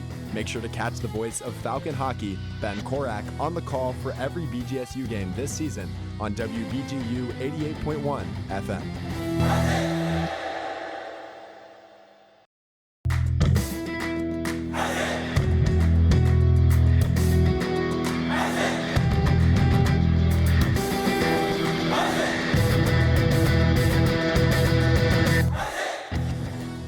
BGSU football hosts Western Michigan for some midweek action on Tuesday, November 12th. Catch all the action with Sean Connolly and Austin Roos at 6:45 for pregame and 7 p.m. for kickoff on Falcon Radio. 18-point lead for Bowling Green as they lead 31-13 as the kicking unit for Western Michigan trots out onto the field with 27 seconds to go in quarter number 3. And it was mentioned to me at the break that Harold Fannin broke yet another record. Single season touchdowns by a tight end. It was his 8th of the year. That's his 2nd of the game, probably his 1,000,000th of the season of a record breaking. I mean, this dude is a record breaking machine. It's impossible for him not to break a record. What's gonna happen next week? Tune in and find out. Zirak kicks it away, and it's going to be fair caught at the 25-yard line for Bowling Green. Fair catch by and as we mentioned before the break, Western Michigan there, not able to convert the two to make it a 16-point game. But nonetheless, just getting in the end zone after not being able to get into it for seemingly almost 2 quarters to that point, you felt like you needed to get some, and they got it. We'll see how the Falcons respond here. Yeah, with 27 seconds to go in the third quarter, they're up 18. So Connor Bazelak is going to play action pass. He's going to find Rakeem Smith, who had it in his hands, and he dropped it. Jamal Johnson had it in his hands at about the 48-yard line. Had it and dropped it. One of the rare times this evening that it's not Fanning Jr. Getting thrown the ball, and unfortunately a drop there. Yeah, Jamal Johnson is usually the receiving back. He is a running back, but he's used a lot as a wide receiver. Unfortunately, just couldn't pull up there as Patterson gets the handoff. Gone up the middle, but stuffed for about maybe 2 yards, which will bring us more than likely to the end of the third quarter, bringing us into the fourth chapter of the game, which it will. So quarter number 3 ends with a score of 31-13 in favor of Bowling Green. When we return, it'll be 3rd and 7 on the 28-yard line of Bowling Green. You're listening to Falcon Football on Falcon Radio.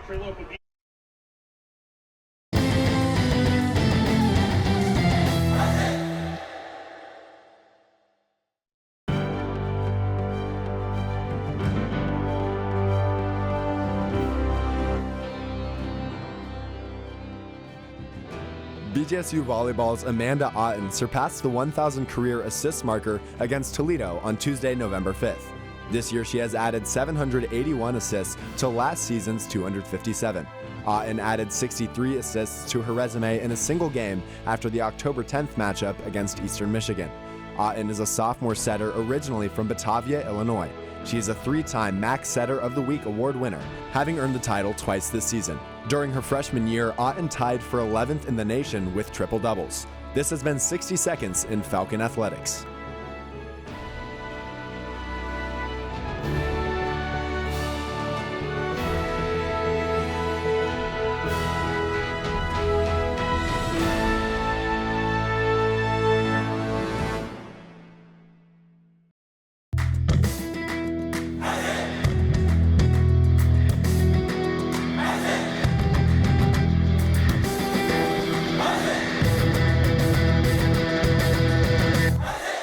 Women's basketball heads east to face off against Cleveland State on Tuesday, November 12th. Falcon Media Sports Network's Lucas Kleinmeyer and Caden Knapp will have the call starting at 6:45 for pregame and 7 p.m. on WBGU 88.1 FM.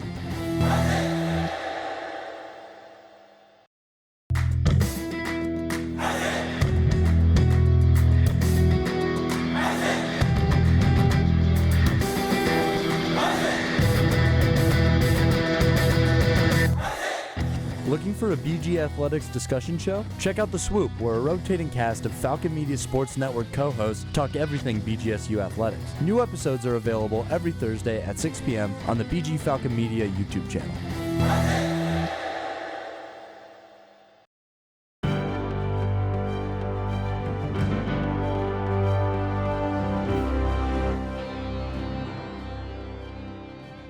BGSU women's soccer concluded their season on Sunday after a loss in the MAC quarterfinal that sent the Falcons home before the MAC semifinal for the first time since 2016. First-year head coach Chris Fox led the squad to a 7-7-4 record, losing 6 of their 7 games in the row while going 4-4-3 in conference play. The Falcons ended their season with a loss on the road to Ohio in the MAC quarterfinal in Athens, marking the first road appearance in the MAC tournament for the team since 2004. Graduate student midfielder Lexi Zerwin led the team with 11 points on the year, followed closely by sophomore forward Emma Stransky, who ended the season with a career high in 10 points. This has been 60 Seconds in Falcon Athletics.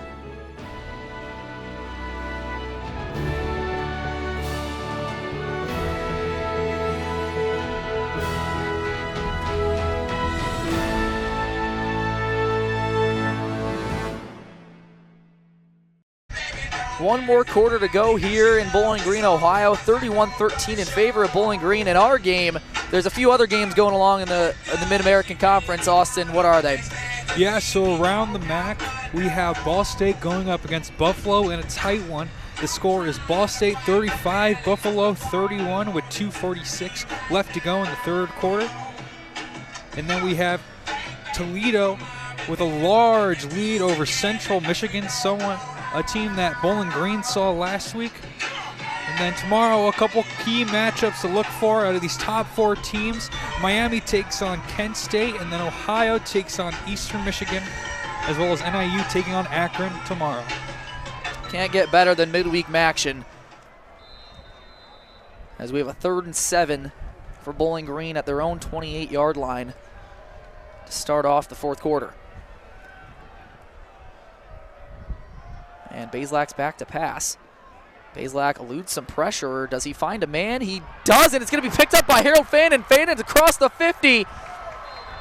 When you need a big play, give it to number 0. Fannin with another big catch. That one on 3rd and 7. And we talked about it earlier, 6 of the scouts here today. You have to think that they're impressed with the performance that they're seeing from Harold Fanning Jr. My, oh my. Like I said, and when in doubt, just give it to him. Let him do the work. Drives defensive coordinators crazy, I'm sure. Bazelak is going to hand it off to Terrion Stewart, and Stewart gets about a pickup of 5.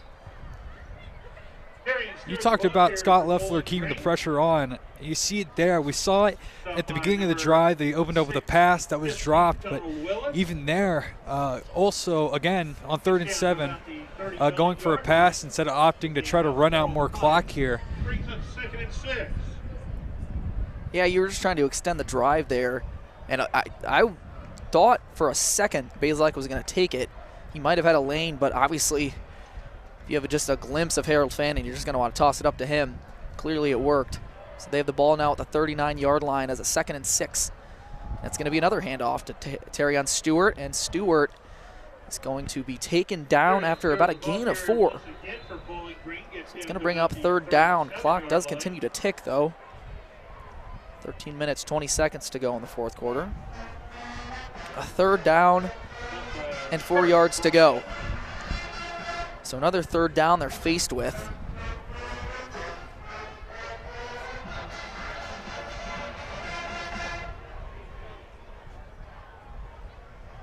I don't know if this will be field goal range for Scott Loeffler. Guess we'll find out. They don't get it here. The flag is on the play. Bazelak back to pass, going to the end zone, and it's going to be caught. Oh, no, it was not. He had it in his hands. But incomplete. But again, a flag on the play. I don't know if that would have counted. I wonder if he thought maybe it was a free play, maybe offsides. Maybe. I mean, he had him open. I mean, that was, I believe Rakeem Smith was the intended receiver. It seemed frantic. It seemed like no flag on the play, so it would have been a legal formation, but he said the formation was legal. So that would have been a touchdown if it was hauled in. Wow. I mean, that would have been an amazing catch and an amazing throw. He just couldn't haul it in. Like I said, I believe that was Rakeem Smith on the receiving end. Yeah, that looked like maybe it was an audible because maybe Bazelak noticed something. He was pretty frantic to try to get that ball off and up in the air, it looked like. But to no avail there. Went for it all, and that was just a beautiful ball. I mean, Bazelak did everything he needed to do. Yeah, we mentioned Harold Fanning Jr. and Terrion Stewart tonight, but Bazelak has also had himself a really solid game all around. No mistakes, and he's finding his receivers like Harold Fanning Jr. We mentioned it's not hard with him, but he's just played an all-around really solid game. So Scott Loeffler uses a timeout on the 4th and 4, maybe thinking this over, whether you want to make a short punt, potentially go for a field goal. Again, won't be in your favor with the wind, or do you go for it? We'll give you the answer when we come back. You're listening to Falcon Football on Falcon Radio.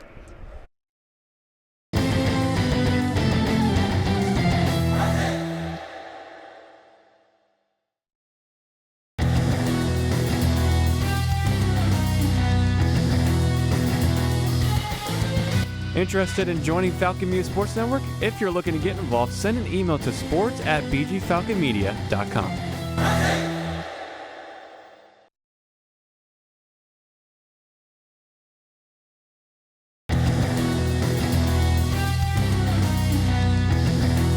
For all BGSU sports news and updates, follow Falcon Media Sports Network on Twitter X at BG_FMSN and head over to BGFalconmedia.com.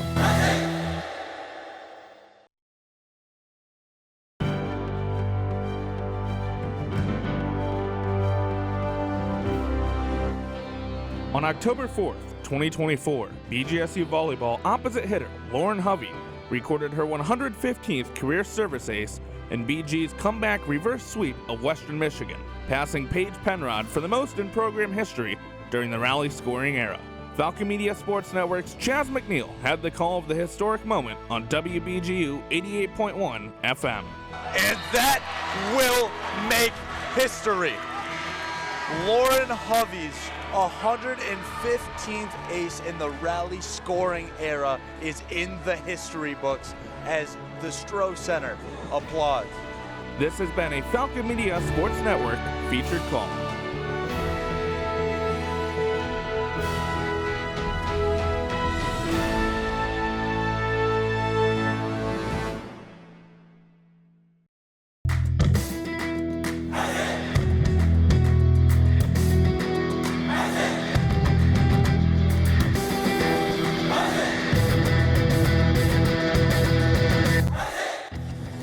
Don't have time to tune into a BGSU sports broadcast? Falcon Media Sports Network will have you covered with live updates of home BGSU athletic events.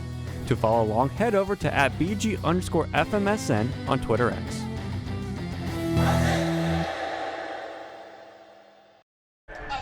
So the offense will trot back out onto the field for a 4th and 4, 12:46 to go. Ball's on Western Michigan's 37-yard line. We've seen Leffler go for it in these situations before, so this doesn't come as a surprise. Bazelak is in an empty backfield as of now. Ref gives him the signal, and back to pass, empty backfield. Looked for Fannin but couldn't find him. He's going to lob it up to Fannin, and it's going to be incomplete. Double teamed on Fannin and almost hauled in. Looked like a pretty good ball by Connor Bazelak. I just don't think he was able to haul that one in. Yeah, and it was hard telling if there was a lot of contact there. But yeah, just double coverage, hard to squeeze that ball in there. It looked like a pretty good ball. It will be Western Michigan's ball here. Yeah, it was more of just kind of a Hail Mary lob, seeing if Fannin can do what Fannin does. Just catch the ball, but double coverage, can't do much about that. So Western Michigan's offense is going to get the ball back with 12:38 to go, down 18. As it's going to be complete. Sam Bushi on the receiving end. Jordan Parker, rather.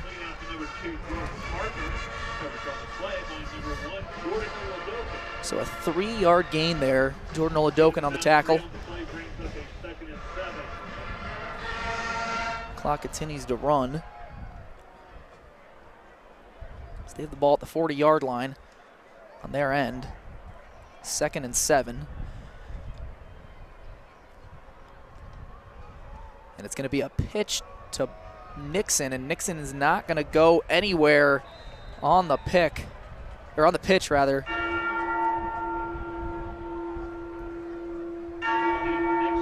Brings up 3rd down, 3rd and 7, so a gain of nothing there for Nixon.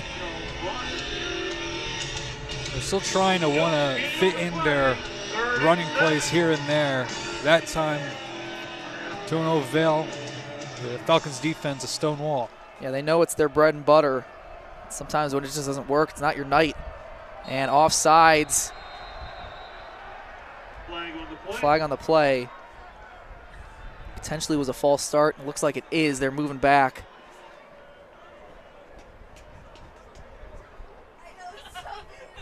Yeah, it looked as though 5-yard penalty. Ted Cushy on the false start there. Looked as though maybe the Falcons might have jumped off sides there, but there must have been a flinch or something that caused it. Those are always so tough to call, especially from a far angle. When you see one player move, you don't really see those small flinches. So Wolf's back to pass on a 3rd and 12. He's got to convert this, and it's going to be caught by Salam, and he's going to get a few yards, but not really going anywhere. Pass is complete out to number 10, Zahir Abdul Salam. There's Ja'Cory Benjamin on the tackle there. Obviously, he came up big with the interception, 2nd interception of the season for him. So it's going to bring up 4th and 6, and a no surprise, they're going to go for it. Falcons getting a stop here. They're going to be in about the same position they were at the end of last drive. Lance Taylor, of course, elects to go for it. 4th and 6, 10:45 to go. Ball on the 41-yard line on their own end. Wolf back to pass. And he's got his man. It's going to be complete. That's going to be Womack, and he's still on his feet. Got the first down and a few more extra yards to add on to that. Across midfield onto the 46-yard line of Bowling Green. Absolutely crucial play. It looked like the Falcons were playing pretty far back. He just found that open spot right around the first down marker and was able to get extra yards even after that. As we near 10 minutes to go now in the 4th quarter. 1st and 10 at Bowling Green's 47 for Western Michigan. Wolf is going to hand it off to Buckley, and Buckley is going to be taken nowhere, or Salam rather, on the carry there. Ball carrier once again, stopped by number 2, Brock Brock Horn on the tackle there. Came up big earlier in the game with a big defensive sack to take out Western Michigan out of field goal range. Not sure.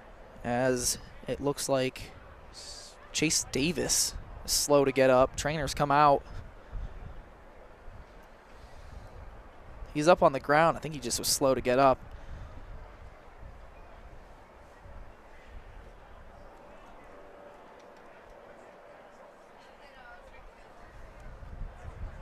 Seems to be okay. So a little stoppage in play. It brings up 2nd and 10 for Western Michigan's offense. Led by Hayden Wolf.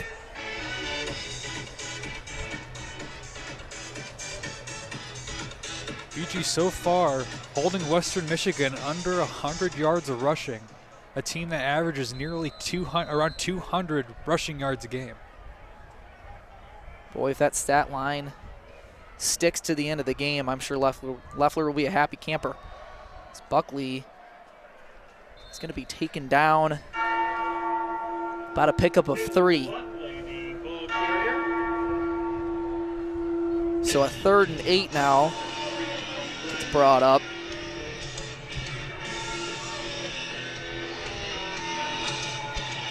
Yeah, at this point, they might just look for something short here to try to get them in more manageable position for the 4th down try.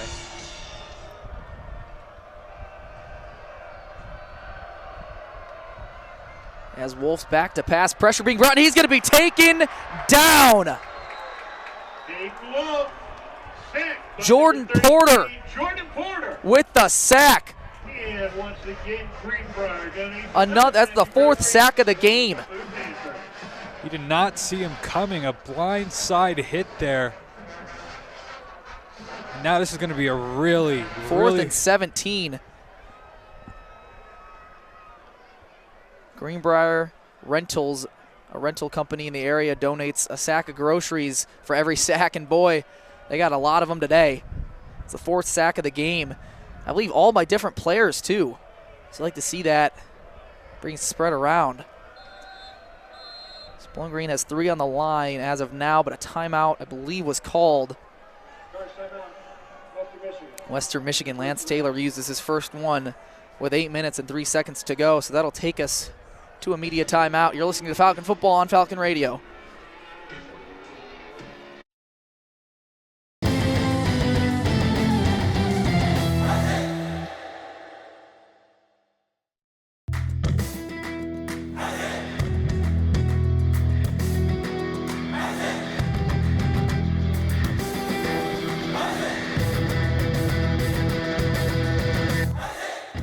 BGSU graduate Jason Jackson from the Miami Heat here. Make sure to tune into the Zig Zone every Sunday at 4 p.m. on WBGU 88.1 FM, home of the Falcon Media Sports Network.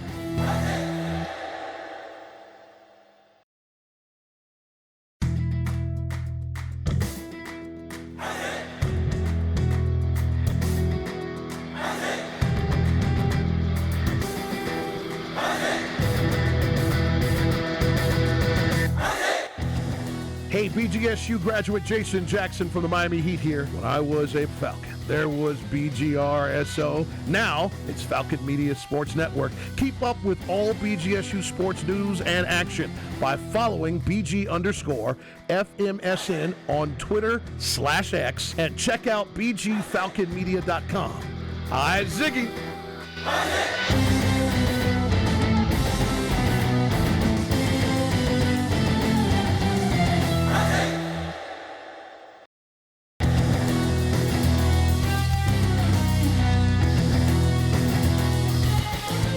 Interested in joining Falcon Media Sports Network? If you're looking to get involved, send an email to sports@bgfalconmedia.com.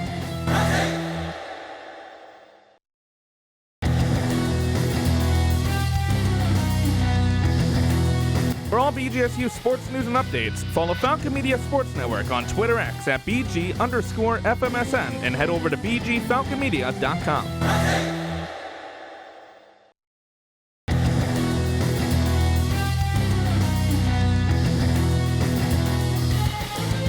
Interested in joining Falcon Media Sports Network? If you're looking to get involved, send an email to sports@bgfalconmedia.com.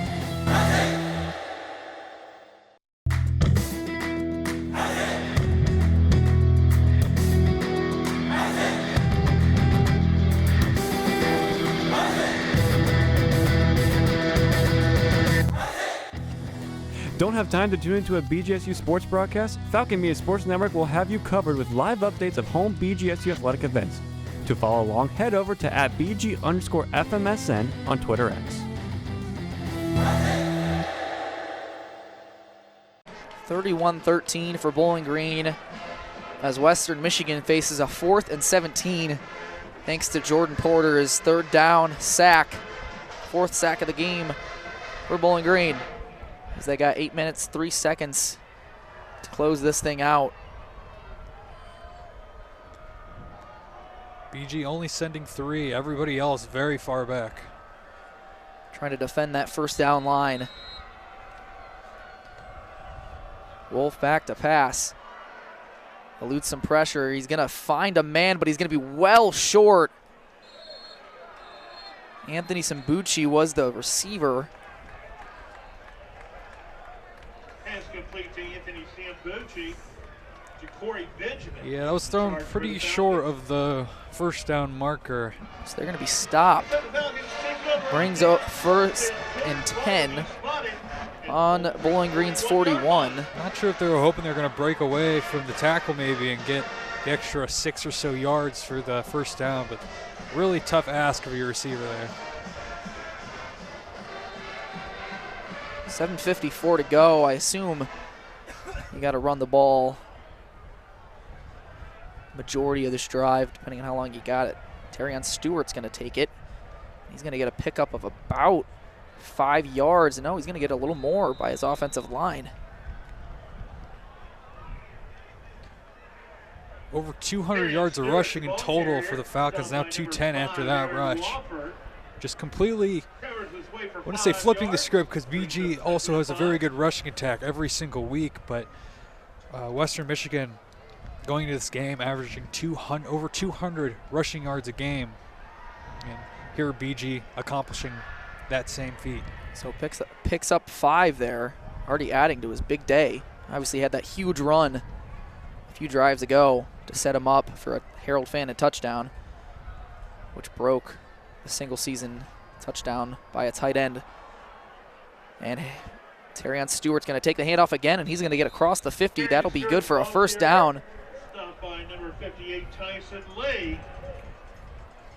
It's in the bad guy territory once again. That'll be good for another Falcon. With the score the way it is, First down. I wonder if Scott Leffler maybe brings in some reserves at some point with only 6:40 left on the clock to try to save any potential injuries with only 3 weeks left, 2 weeks after tonight.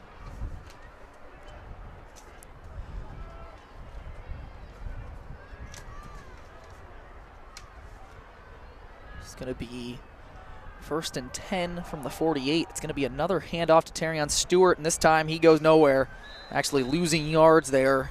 Terrion Stewart, the ball carrier. Barney Robertson. No matter the play, he will not go down easily. He's always turning his feet, and there's always, whether the yardage is backwards or sideways or what it is, there's always some extra yardage after a hit with Terrion Stewart. Under 6 minutes now. I guess forward progress gave him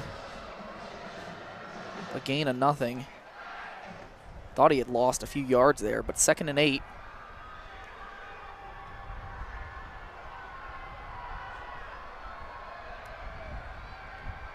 Can only imagine another handoff, and it will be another handoff. This time to Jason Patterson, and he's going to be taken down after a gain of about maybe 1. To bring up a 3rd down and 8 yards to go.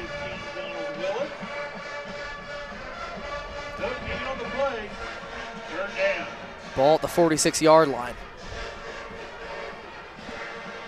BG killing a lot of valuable time on this possession, which is about the point. We've seen it 3 all runs so far. Was able to get a first down, so a lot of clock being killed here. Yeah, yet to pass the ball on this drive. Under 5 minutes now. I mean, you want to end the game with the ball in your hands, so if they can do that, that's what they're going to try to do, and that's going to be a handoff, another one to Jason Patterson. This time he's going to be near. Looks like he got it. The first down marker, and I believe he got it. Yep, chains move. Once again, obviously you got a new to college football this year, the 2-minute timeout. So that's going to stop the clock at least one more time unless Lance Taylor uses the 2 timeouts he has left. So if you can continue to just run the ball,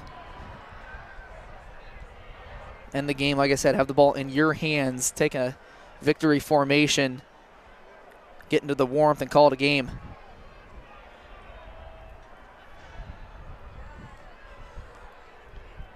All the way down. And it's going to be a handoff to Patterson again. A pickup of maybe 3 yards. Under 4 minutes now. Again, a lot of time taken off of this clock on this drive.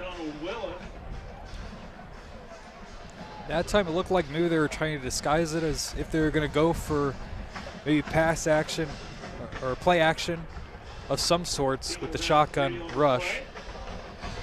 Looks like Bazak might go back under center here. He will go under center. Patterson is the back. He's been the back for the past couple plays. Terrion Stewart starting the drive. As it will be a handoff to Patterson. Patterson trying to find something, but he's going to be taken nowhere at a loss for yards there. Timeout. Western Michigan. Donald Willis once again leading the charge for Western Michigan. And timeout is taken by Western Michigan with 3 minutes and 2 seconds to go. So that'll take us to a media timeout. You're listening to Falcon Football on Falcon Radio. All right.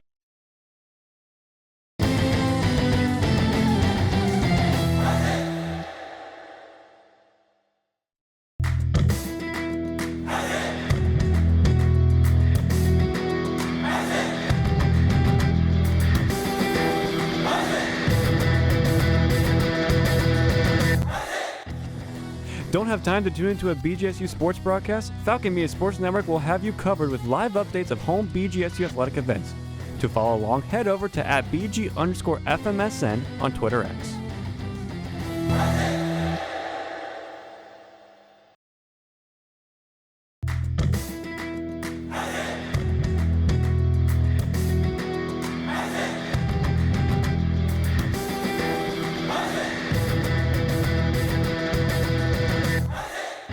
Looking for a BGSU Athletics talk radio show? Tune into the Zig Zone every Sunday at 4 p.m., where a panel of Falcon Media Sports Network members discuss the hottest BG sports topics. Only on WBGU 88.1 FM.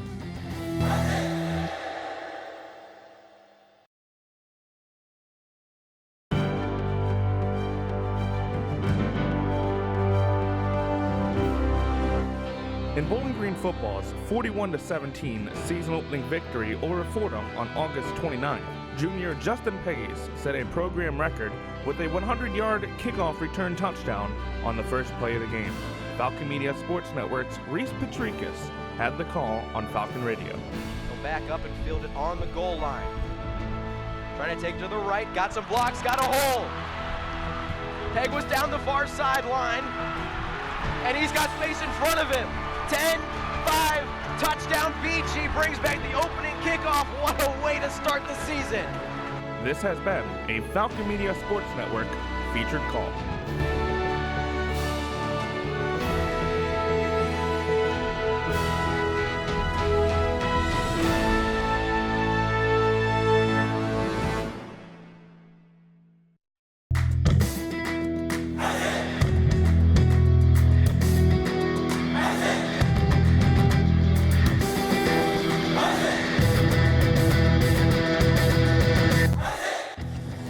Don't have time to tune into a BGSU sports broadcast? Falcon Media Sports Network will have you covered with live updates of home BGSU athletic events. To follow along, head over to @BG_FMSN on Twitter X.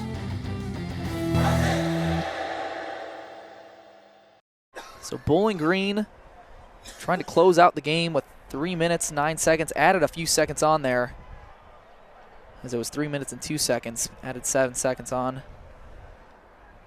this 3rd and 9 for Bowling Green after Lance Taylor used his second timeout of the half. Spazlak is going to give it to Terrion Stewart, and he's going to be stuffed after maybe a gain of 1. It's going to bring up 4th down no matter what. 30 seconds. And another 30-second timeout for Lance Taylor. Third and final of that. Now I wonder, they're probably just going to punt it, I'd imagine. Try to pin them back further or far into their towards their own end zone. I mean, you could go for it. It's 4th and 9. We saw him go for it earlier, I think, dang near the same position they were in a little bit ago. But, I mean, yeah, I think punting is the smart decision. I mean, your defense has played lights out all game. And we've seen this drive has just been, at this point, to kill the clock, drain the clock. They are trying to just get out of here safely and securely with 3 minutes and 5 seconds remaining. So it looks like John Henderson will be out there to punt for the Falcons.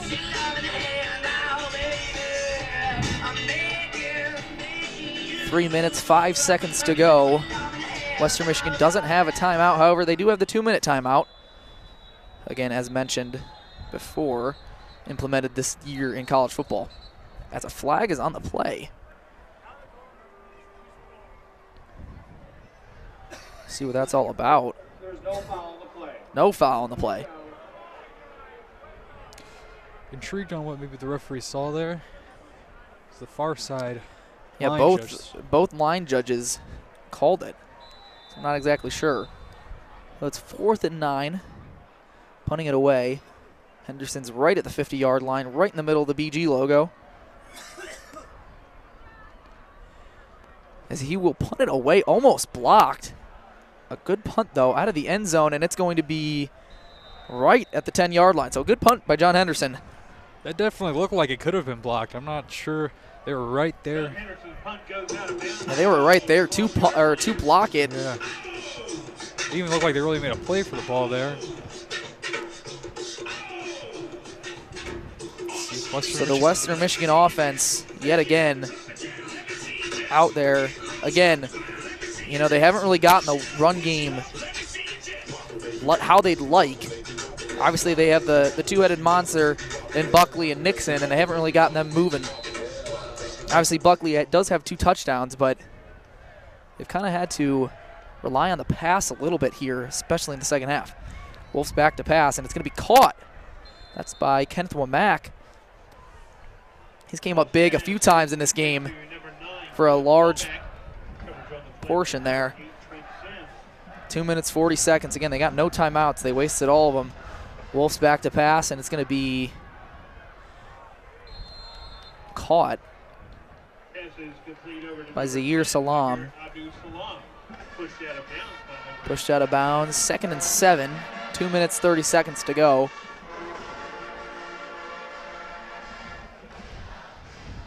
Wolf back to pass. It's going to be caught. Now Falcons are just letting them keep everything in front of them. Make the tackle infield. Force them to have to work quickly. Haven't heard his name all game. He's their big tight end that they usually like using, and that's going to be caught again by Salam. He's going to be near the first down, and it brings up the 2-minute timeout. So they're going to get the 2-minute, or they're going to get the ball to continue their drive. 2nd and 2 at the 45 when we come back. You're listening to Falcon Football on Falcon Radio.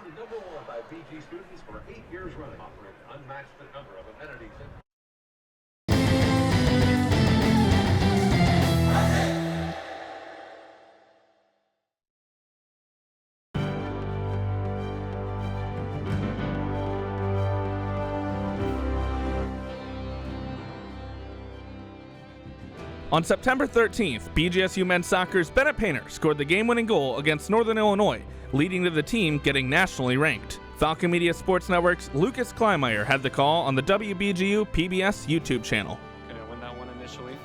Head up again. Wins the second one, however. Back to lane, back to Painter. That one's blocked, gets it back. Painter!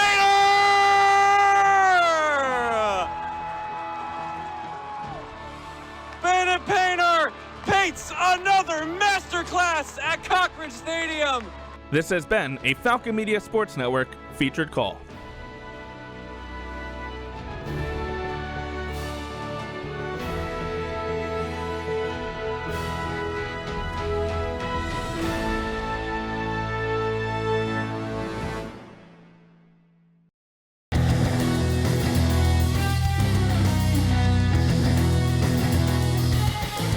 Miss a BGSU sports broadcast? Head over to the BG Falcon Media YouTube channel to listen to past calls by Falcon Media Sports Network.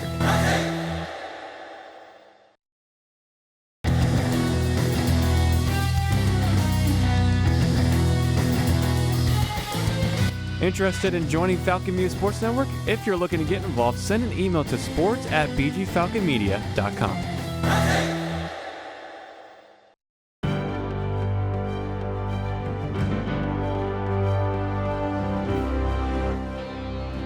BG Hockey's Brody Waters is the Falcon Media Sports Network's Athlete of the Week.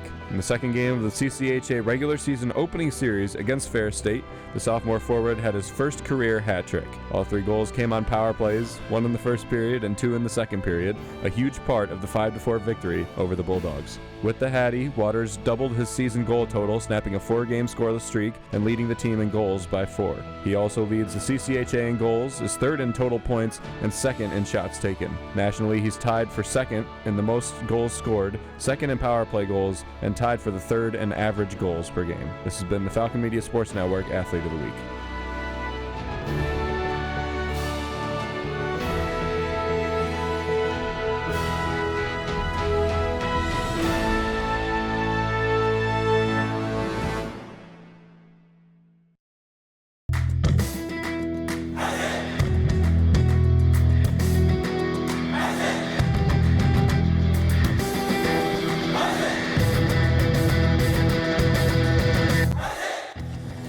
Don't have time to tune into a BGSU sports broadcast? Falcon Media Sports Network will have you covered with live updates of home BGSU athletic events.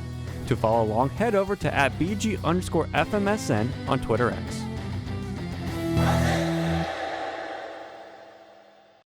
Second and 2 for Western Michigan, 2 minutes to go as Bowling Green leads 31-13. They have the ball at Bowling Green's 47. Trying to close this one out as Bowling Green, as they do hand it off. This one to Buckley, and Buckley is going to pick up the first down. He's going to get a little more. Looked like he Bowling might Green have been. only did rush 3 there, so I guess if they wanted to convert, I guess that was the way to do it. Looked like he might have been kept in bounds there too, so they had to move quickly. So Wolf going to the sideline at the 15-yard line. It's going to be incomplete. Kenneth Womack asking for a flag, and I don't think he's going to get one.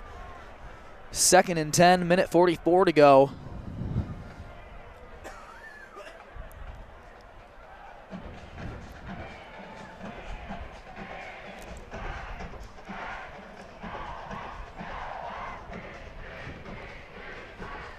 Wolf back to pass. It's going to be a screen pass to Buckley, and Buckley's going to pick up the first down off the screen. Jalen Buckley brought down by number 6, C.J. Brown. And was he kept in bounds? Oh, they're going to call him short. Thought he looked like he got it from our angle, but it's going to be 3rd and 1. He went out of bounds, so the clock does stop. Minute 38. It's going to be a handoff to Buckley again. If they want to get the first downs, I guess they're going to have to do it that way. Bowling Green's only rushing 3. Jalen Buckley, the ball carrier once again. Brought down by number 21, Todd Bumpus. Surprised they're not seeing more shots being taken towards the end zone. I guess they want to make it a little easier for him. Wolf back to pass. It's going to be caught by Buckley right there at about the 16-yard line. Right in the middle, though, so clock continues to run. 2nd and 4. Again, I guess they're doing piece by piece to try to get down, making an easier end zone trip. It's going to be another end-around route for Buckley. Got the first there, though, so the clock will stop momentarily. Up on the play by number 8, Trent Sims, and 3, Joseph Sipp Jr. Pass complete to Jalen Buckley. As it's now a minute left, 1st and 10 at Bowling Green's 12-yard line. Again, I'm got to start taking some shots here. And this time they do, and it's going to be picked off right into the end zone. Interception by Bowling Green, number 21, Todd Bumpus. Wolf threw it right to him.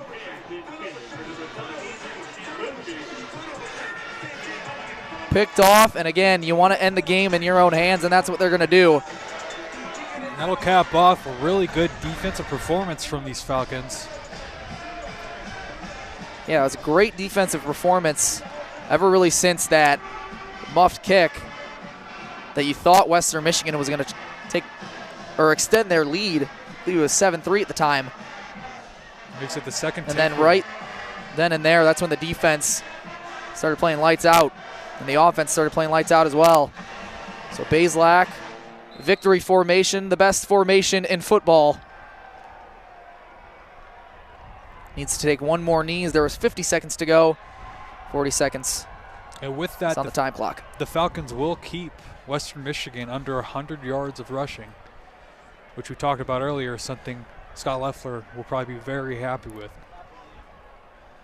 One more knee for Connor Bazelak, and bowl eligibility for the 3rd season in a row for Scott Loeffler and these Falcons. Hello, bowl season for Bowling Green State University. What a win. Bowling Green's going to close it out 31-13 as Bowling Green heads to 5-1 in the MAC and 6-4 overall. Again, clinching bowl eligibility for the 3rd straight year under Scott Loeffler. When we come back, we'll give you the player of the game and some key takeaways. You're listening to Falcon Football on Falcon Radio.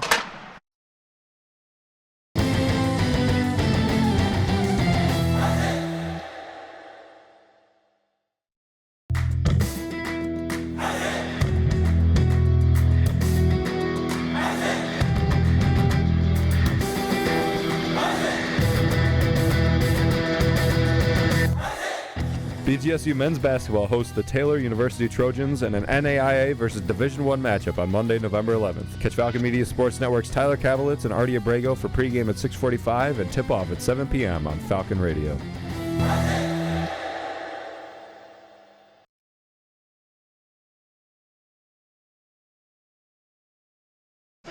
Welcome back into Dedoit L. Perry Stadium, where Bowling Green picks up their 5th MAC win of the year and 6th win overall. Again, clinching bowl eligibility for the 3rd straight year. As Austin, we were talking a little off air, who do you think your FMSN player of the game is going to be? Well, it was really a tight race between Terrion Stewart and Harold Fanning Jr. But I think this week, the edge goes out to Terrion Stewart. He had 15 carries for 150 yards, averaging 10 yards a carry. He had 1 touchdown. Earlier, one of them was taken away, nearly 2 touchdowns. And, of course, he had that 60-yarder earlier that put the Falcons in position. Just an all-around fantastic game from Terrion Stewart. Yeah, Harold Fannin, obviously you mentioned it was a tight race between both of them, and you could have given it to Harold Fannin Jr. Obviously he broke 1 million records, it seemed like, in this game. It seems like he'll break 1 million more next weekend. But, yeah, I think Terrion Stewart really controlled the game. He, realistically should have had 2 touchdowns. But nonetheless, he had 15 carries for 150 yards and a touchdown. Easily, I think, his best game of the year. I think earlier in the year he had a better statistical game against Fordham week 1. That was against a less superior opponent. Obviously, any given game can go any way. But I think today, when he needed to bring it, he did. Same for Harold Fannin, and same for Connor Bazelak. He was 15 for 22 for 176 yards and 2 touchdowns, even rushed 1 in, too. So, I think I did a sidebar a few weeks ago on a game, the Big Three, and the Big Three showed up today again. And that was something that I think is very key for this offense and this team altogether. And obviously he had a takeaway as well. Ja'Cory Benjamin came up big for the defensive side of the ball to give the opportunity for the offense to score there. But yeah, 31-13 ball game for BGSU. Again, clinching bowl eligibility, something that every team always strives for. And I know this team is striving for something more and trying to get to the MAC championship. And this win puts them right in the driver's seat. As of now, obviously both teams that were also 4-1 haven't played. But as of right now, you got 24 hours that you're sitting alone at the top. Yeah, for the time being, the Bowling Green Falcons sit at number 1 in the MAC. 2 games pending tomorrow, of course, with equally huge implications here. And I think really just the biggest key to tonight was the Falcons' ability to stop the run game early. We saw that the first few drives, 3 and outs, they were not able to run the ball past this Bowling Green defensive line, and that played crucial. And by the time that they did start running the ball, it was a little too late. And the Falcons were able to capitalize on a lot of those moments there. Yeah, I thought outside of the Toledo game, this is easily, I think, their best complete game, in my opinion, that they played. Like you said, you stopped their 2-headed monster in the run game, and that's the key to success when you play Western Michigan. But yeah, 31-13 win for Bowling Green. Again, clinched bowl eligibility. That's step 1. Step 2 is clinching Detroit.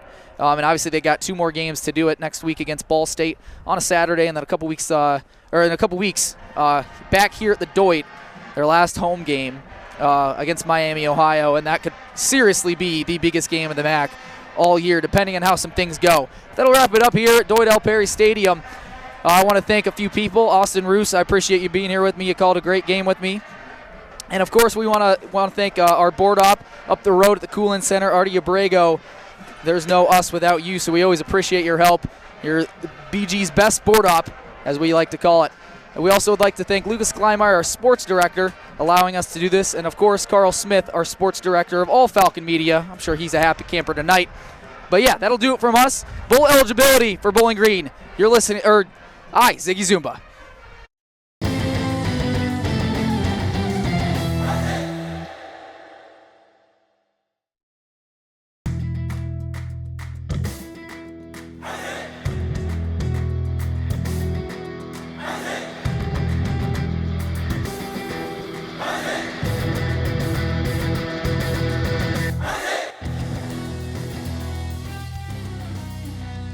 This broadcast has been a Falcon Media Sports Network production. For more BGSU sports news and updates, follow Falcon Media Sports Network on Twitter X at BG_FMSN, BG Falcon Media on Instagram, Facebook, and YouTube, and head over to BGFalconMedia.com.